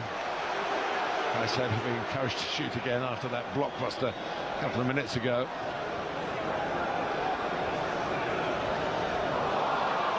So, his eye off the ball. So he's in the mood to get it back quickly. I'll look forward. Ariel Hadji-Diouf. West Ham pinned into their own half. A very good 20 minutes of the second half for Chelsea, with a second win and a raft of substitutes to make that happen. Souček intervenes. The annual Czech Republic Player of the Year, Tomáš Souček. Yes. Now, if Alphonse Areola didn't look back for a photographer and say, did you get that? I'm going to put that on my mantelpiece, then he should do, because look at that for a save. What a wonderful strike. Big City, it's in. All the Chelsea fans do. And again, you know, you talk from Chelsea's point of view, Liam Rossini has been very proactive, made really good substitutions. You know, it has been up until now that the same 11 for West Ham, and yet they look a completely different team. Well, 25 minutes to go plus all we added, and Nuno's gone for an extra defender. It's a long time to hold. The fear always for coaches is it invites pressure.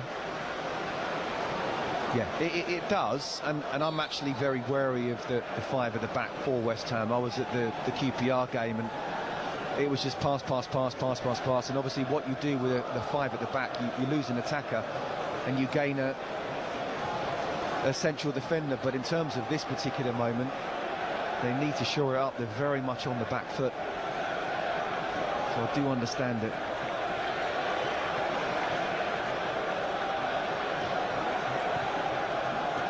Panos, it's extra company now with Kilman.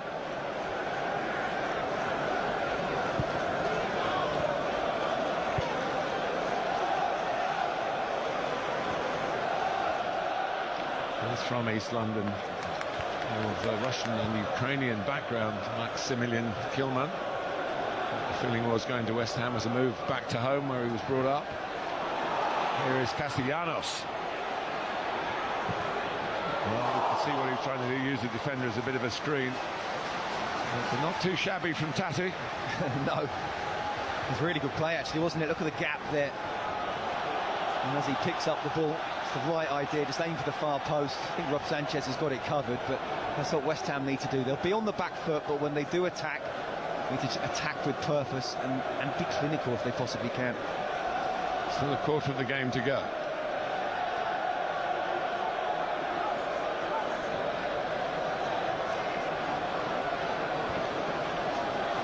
Caliber.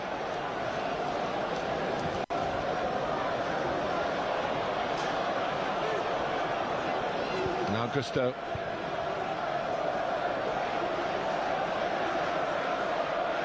Slightly more measured approach from Chelsea. They know they've got some territory conquered, really.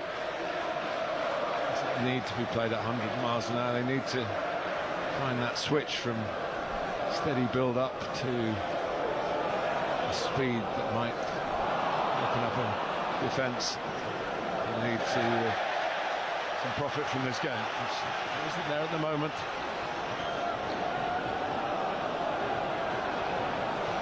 Caicedo, Fernandes, and Palmer trying to be the architects here. Chalobah.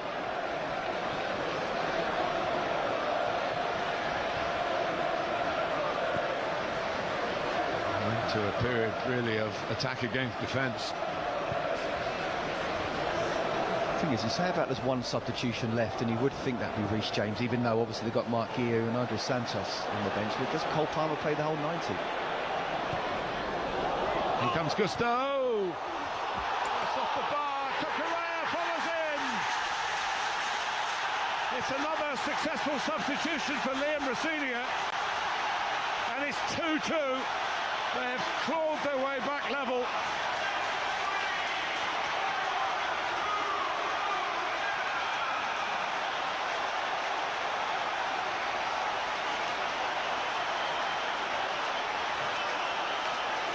Well, it's what Mark Cucurella can do.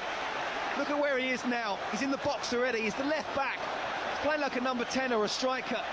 Malo Gusto heads the ball back. It's almost as if it looked like Liam Delap at first.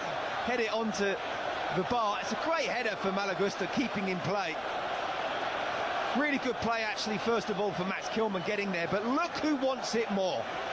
It's the left back inside the 6-yard box. What, 5'7", no more than that. No, I'm going to get there first. And then that's where I talk about Mark Cucurella. He's not just your typical left back. I've got nothing but respect for that guy.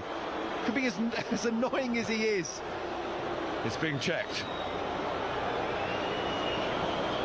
Now, when he first came to Chelsea, it looked like he couldn't handle it. He got back his place.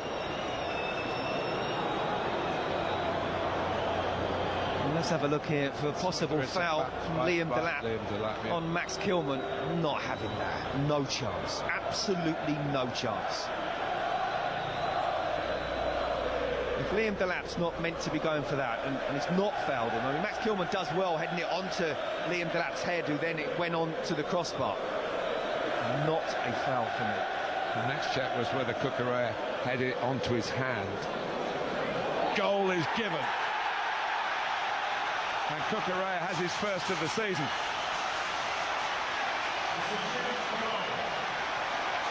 Trying to avoid the cliche game of two halves, Martin. Unbelievable, isn't it? That's why we love the Premier League so much. 2-0 down, being outplayed, could have been 3. Some substitutions made. Again, well done Liam Rosenior for being proactive and making the substitutions. This was always going to be a difficult game for Chelsea after Wednesday. He had to make changes. Not necessarily because of the game on Tuesday against Arsenal, but because of what happened on Wednesday. Poor first half, excellent second half. Now they believe they can go on and win. Pedro Neto going for the byline, the best angle for the cross. And very quick thinking from Cucurella. West Ham didn't really react. They were lucky to get away with that. We've seen 2 headed goals for Chelsea, very different. And Delap so close to actually heading in before Cucurella dived, stooped to conquer. He's in there again, Mark Cucurella, by the near post. There's another handball check here, but again Chelsea not in any way asking the question, nor indeed the fans behind that goal. No, I mean, fair to VAR, they have to just check everything. Michael Salisbury doing the job today. Jared Bowen's gone up for the header, probably has hit his arm, but no way is that a penalty.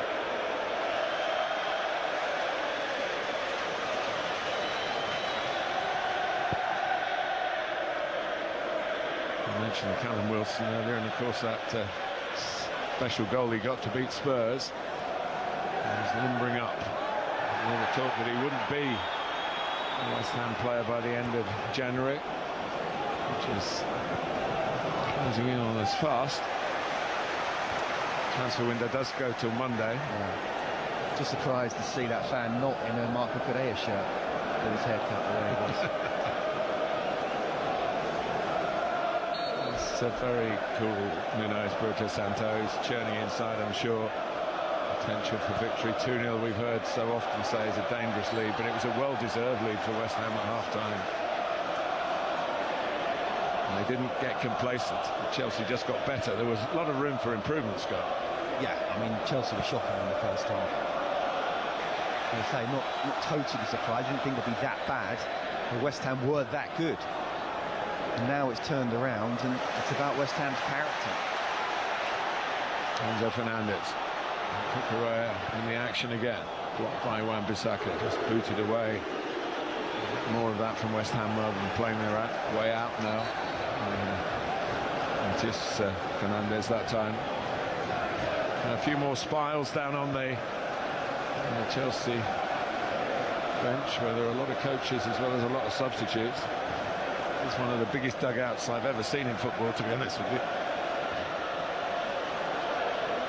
Here is Palmer. Kept out of harm's way, but the pass not dealt with. Pedro trying to make something of a loose ball, collected by Chalobah. Here's Palmer.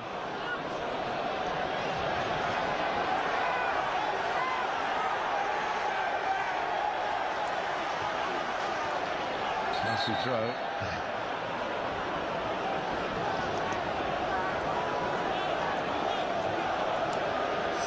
Thrown on to the back of Todibo. Correa has to go again. And here is Callum Wilson. Yeah, I like that. Castellanos. I like he's bringing on the best finisher. You know, if there are one, maybe 2 chances in the last 15, you want it to fall to him. Tata Castellanos has run around, worked hard, and it just adds something, gives something different thought to the Chelsea defenders. You don't really lose anything defensively because it's like for like.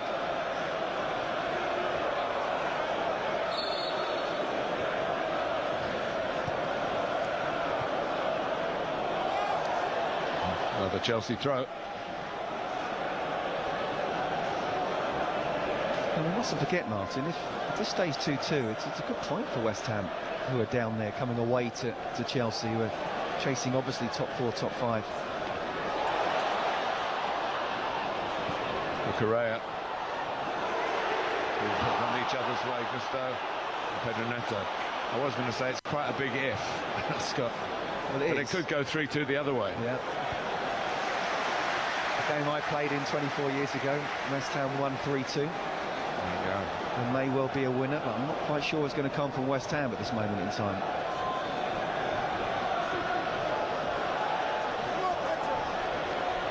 There's Pedro Neto. Curving ball forward to Lap. The last touch is the goal kick. He's been well marshalled really, because he's decent in the air. Not been any free headers. The closest he came, of course, was the one the ball bounced down for Cucurella to score. Oh, it's good play, isn't it, from Pedro Neto? It's come inside, in, swinging cross. We saw what happened in that goal in the first half. Not able to get on the end of it, nor Mark Cucurella, but again, they're knocking on the door, and they're putting West Ham under a lot of pressure. Can they hold out? Well, one more card to play, and certainly somebody you could describe as an ace. Chelsea through and through. Reece James.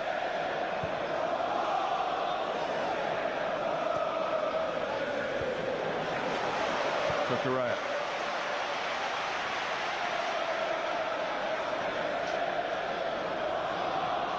Fofana comes on and makes one. João Pedro comes on and scores one. Cucurella comes on and scores one. Depth for the squad. Here's Palmer, who's been out there since the start.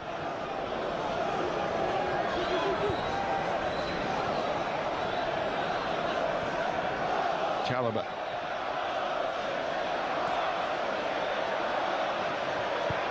Neto.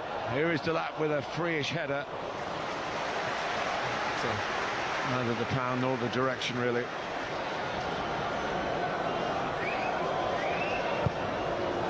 Well, they have got Adama Traore as a potent option. Been a West Ham attack for a while, but with Bowen here, possibly a dangerous one, but beaten down by Sanchez. Gusto. Nice to wait on the pass for Pedro Neto. Delap's got space, lots of it. Palmer. Enzo Fernandez. Cucurella has been so dangerous, not just in scoring the goal, but getting into these kind of positions. João Pedro. West Ham on the rack. Not the best ball from the Brazilian. It'd be hoping to be in Carlo Ancelotti's attack at the World Cup.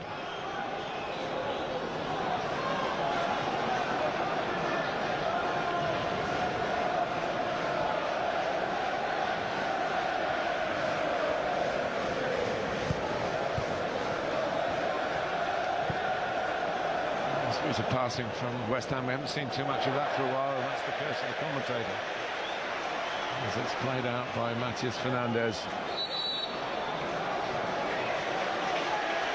Now here comes Reece James for his 150th Premier League appearance.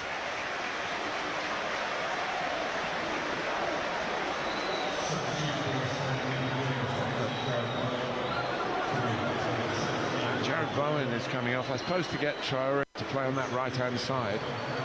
He got that twisted ankle that we noted earlier in this half. Willie Scarves left back to replace El Hadji Diouf. You never really want to be taken off your main man, and he is, but Placencia Somerville is was having a really good game. Adama Traore, again, I can speak from personal experience as a fullback. It's the last thing you want to see him coming on when you're a little bit tired. Although, to be fair to Michael Goudet, he's only played in the second half.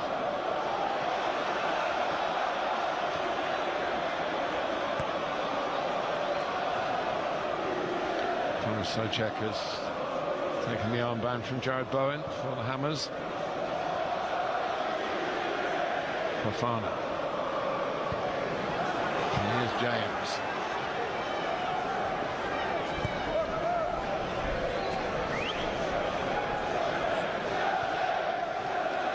So Cole Palmer plays the whole 90.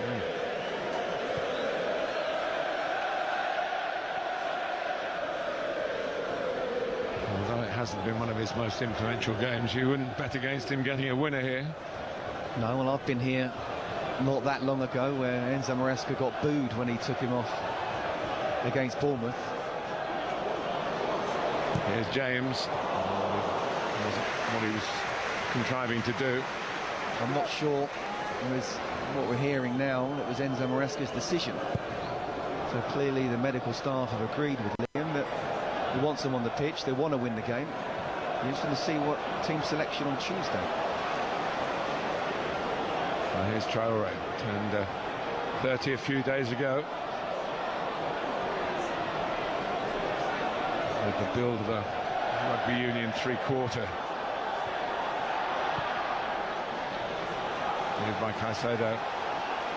West Ham could certainly do with a bit of action in Chelsea territory. Todibo. Chelsea 2, West Ham United 2. Maybe 12 minutes or so to go.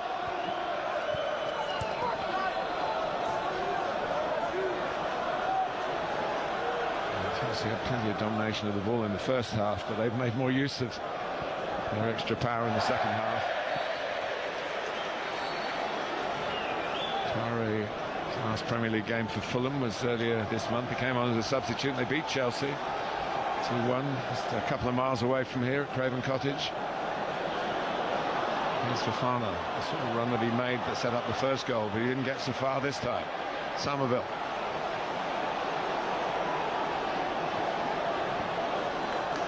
Skulls. He won the penalty against Sunderland in last weekend's win for West Ham, but he was filling in for El Hadji Diouf, who was the first choice until AFCON came around. It was a misjudgment by Caicedo, and Wilson hasn't quite got the change of pace to capitalise on that. Kilman. Strange, the psychology. They've got themselves back 2-2 now, and it's something to lose if you don't defend properly. Just having a few more players behind the ball, Chelsea. Allowing West Ham some space in the middle of the field to play forward, and here's Socek. Chance for handball against Cucurella. Here goes Mavropanos, no foul.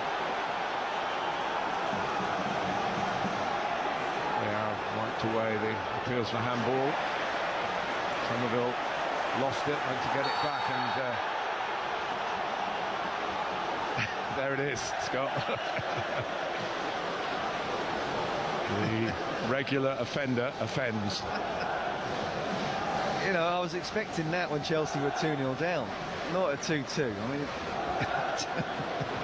I mean, he is a world-class player in his position, and I think he has justified the 100 million plus tag, but he does love a yellow card.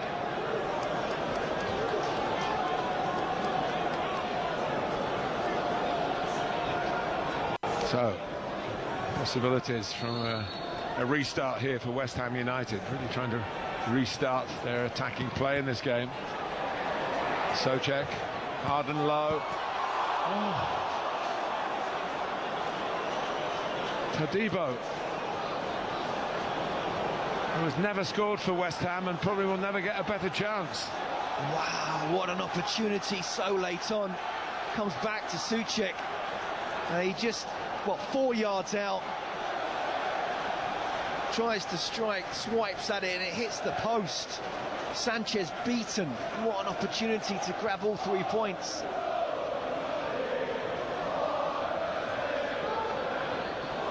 James.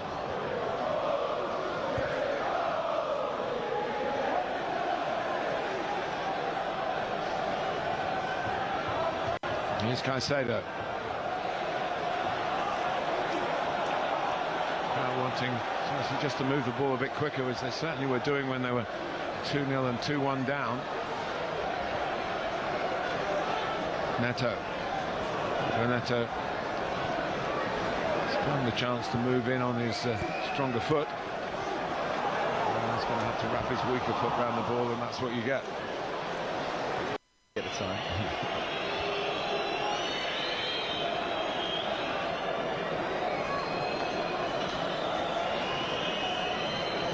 It's been a long second half for Nuno Espirito Santo, and it's been punctured a couple of times, moments of dismay.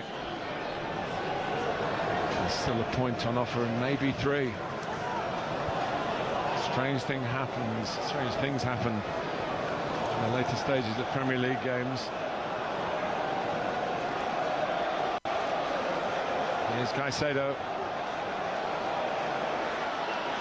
Goes Wes Fofana again.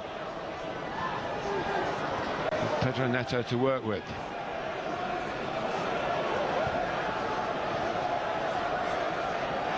Caicedo. Cucurella. Todibo probably still thinking about that miss. He'll think more about it if Chelsea can get their way into winning a free kick there, and winning possession here, and getting the ball dangerously in the box. Enzo Fernandez looking for a goal in keeping with the anniversary, the 3 years since he signed on the dotted line here at Stamford Bridge. Pedro Neto looking for James, whose touch is assured. His change of direction is good. Scars was struggling to stay with him. It'll be kept in by Caicedo. It stayed in, it didn't bend out and come back in again. Chelsea on the hunt for a winner, for completing the turnaround here. James.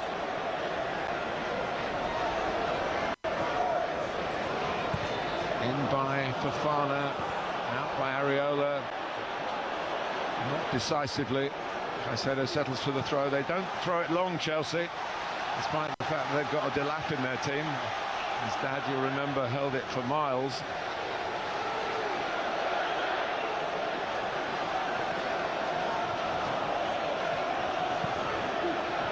Here's Chalobah.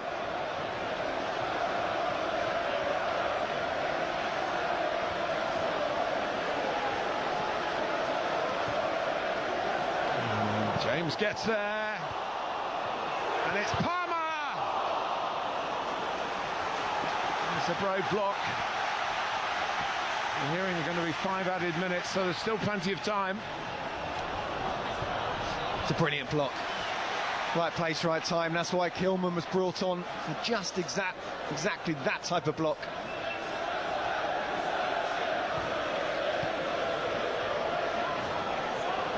Palmer. West Ham looking weary now. Chelsea have grown and grown. Enzo Fernandez. Scarles has got to try and head it away. So Sutton, the goal as well. And Kilman. Souček can't blast it long, which is what he was trying to do. And Wan-Bissaka couldn't do it either.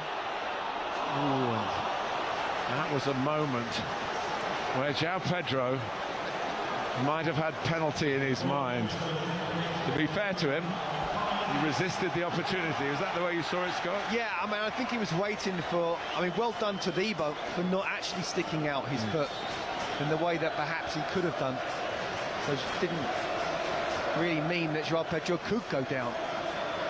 It'd be heartbreaking for West Ham after going 2-0 up to lose this late on 3-2, but it'd be an amazing comeback, and again, what another statement it would be for this manager who's just come in, Liam Rosenior, as Nuno paces up and down. find a way to come down, not just from 2-1 down like midweek in Naples, but 2-0 down, something they've never done before in the Premier League era. It's still on.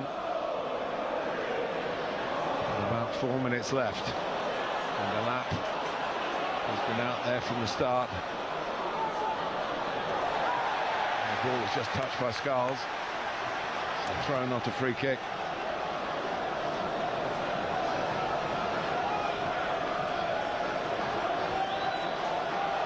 Palmer. Nice movement by Caicedo. And by João Pedro. Backs away, it's Enzo Fernandez. Chelsea do lead. Chelsea all probably will win. And 3 years after he signed for Chelsea Football Club, Enzo Fernandez.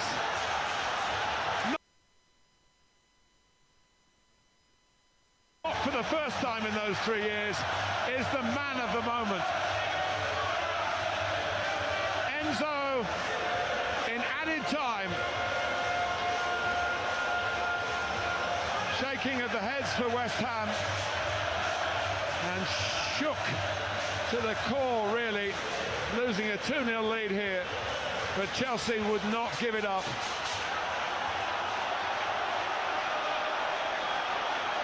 Well, who called that at half-time? The way that West Ham just dominated, in control of the game the first half, with and without the ball. The substitutions made, and how many times down the Premier League years have we seen the number 8 for Chelsea getting into the box and scoring a crucial goal?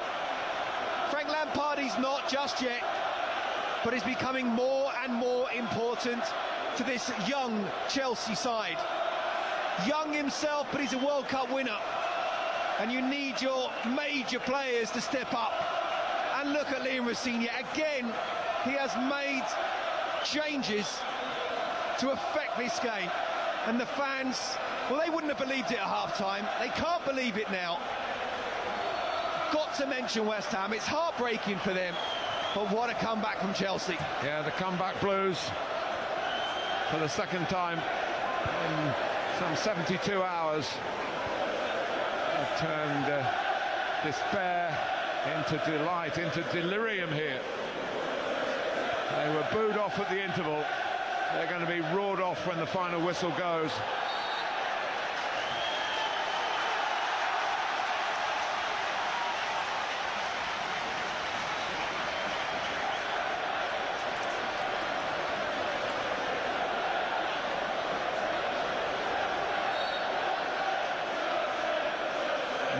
'87 was the last time that Chelsea were 2-0 down here and came back to win 3-2.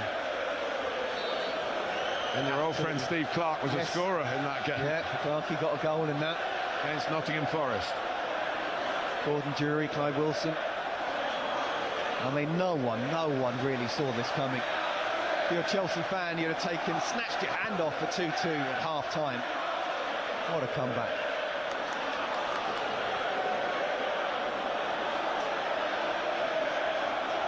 Enzo Fernandez didn't mind his bookie. His shirt comes off and that's automatic. But the roof came off when he scored. And they're looking for more here, and why not? West Ham, they're crestfallen. And Palmer!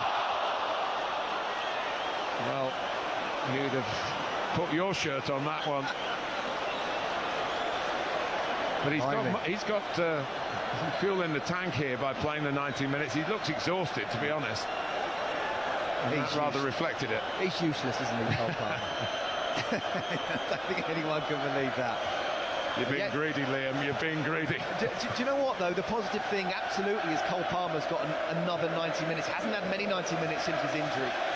He's got a 90-minute, and whether you like it or not, middle of winter or not, Cole, you get in the ice bath straight after the game, because Chelsea need you Tuesday. Well, West Ham set the agenda here. They were excellent in the first half, making full use of a small share of possession. Now, there's Traore. And he's not short of support from his teammates. And there's a Bit of sorting out for Anthony Taylor here. And the despair West Ham are feeling, having lost that 2-goal half-time lead. And the VAR may have to have a look at this to see where it started. But Adama Traore was right in the middle of it. He's complaining that there were extenuating circumstances. Yeah. Todibo with the threat in his eyes. Well, look, there are a couple of mismatches there, mostly involving Adama Traore, but first of all, I thought it was handball for Mark Cucurella. Adama Traore was right to get angry, but he was wrong to push Cucurella over in the way that he did. And then Jean-Claire Todibo coming up over to support his friends, as Joao Pedro went over as well. I understand the West Ham fans getting angry, and they did go over it a little bit. From Chelsea's point of view, don't get a yellow card, don't get sent off here. That doesn't need to be doing that. Joao Pedro definitely doesn't need to be doing that. Well, this is being studied by VAR as we look at the pictures ourselves. Rob Sanchez has gone in. Panos in the thick of it there, it seemed. I just hope Anthony Taylor just understands the situation. I don't think there's any red cards there as such. And it's been given as a corner.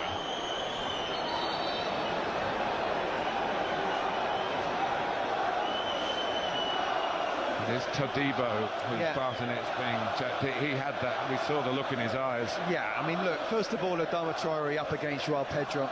I mean, look, he didn't need to do that in the first place, but then the fact that the way that Todibo came in, he's grabbed him by his neck there, hasn't he? Rob Sanchez coming in to make it a little bit more fairer. And he didn't need to do that. It's a definite yellow card, but you grab him by the neck, and I wouldn't be surprised if he does get a red.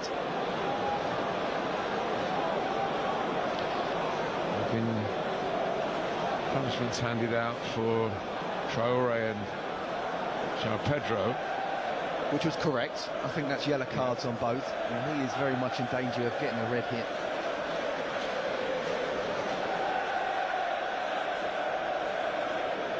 Well, it's right that the details should be analysed, but the truth is the game's nearly over. But the fact is, if Todibo scores a goal from this corner, there will be a lot of questions asked. So I think Anthony Taylor might yet have to reach for his back pocket. Palmer, Panos with a slap on Palmer. We've seen red cards for that. Well, however light it was a slap around the face. You can't be doing that. No. And it's just ridiculous because they've just won a corner. We saw. Okay, sorry, Martin, they're 3-2 down, but they've won a corner. You know, great delivery, and one of the big boys coming in might be sent off now.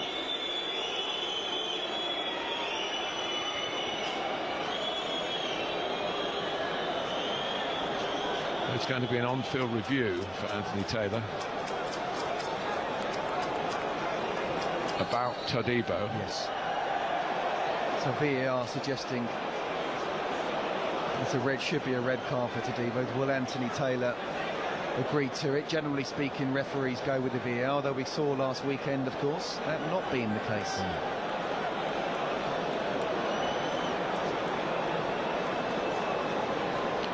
It is the grab round the throat, we're hearing from VAR, and keeps hold of that. I don't think you can turn a blind eye to that. No, it's a red card. And you know what, as frustrated as you are, you're 2-0 up, playing so well, suddenly you're 3-2 down. Number 25 grabs Chelsea 20 round the throat in a violent manner. Therefore, my final decision will be red card for violent conduct. And it leaves them, of course, one potential player from the corner. One of your centre-halves, so you can climb above everybody else. But who's missed a chance, the golden chance that might have wrapped up the game West Ham's way. Yeah, he did. He did. Never scored, but that's not to say that could never happen, particularly in circumstances like this. Chelsea would be nervy. All the joy, all the celebration. It could still end for the home fans as a damp squib if West Ham, goodness knows how much longer we've got to play. Could be until midnight the way it's going on. Listen, I'm all for protecting your teammates, but he went too far there. So it's Ollie Scars to take the corner. West Ham's last chance, you feel. It's headed away by Chalobah, who punches the air and celebrates with his teammates because that was the last touch of the game. And what a game it was. Enzo Fernandez saw that Chelsea came out on top after they were 2-0 down. And Liam Rosenior made his substitutions. Fofana, one of the subs, set up João Pedro, another of them.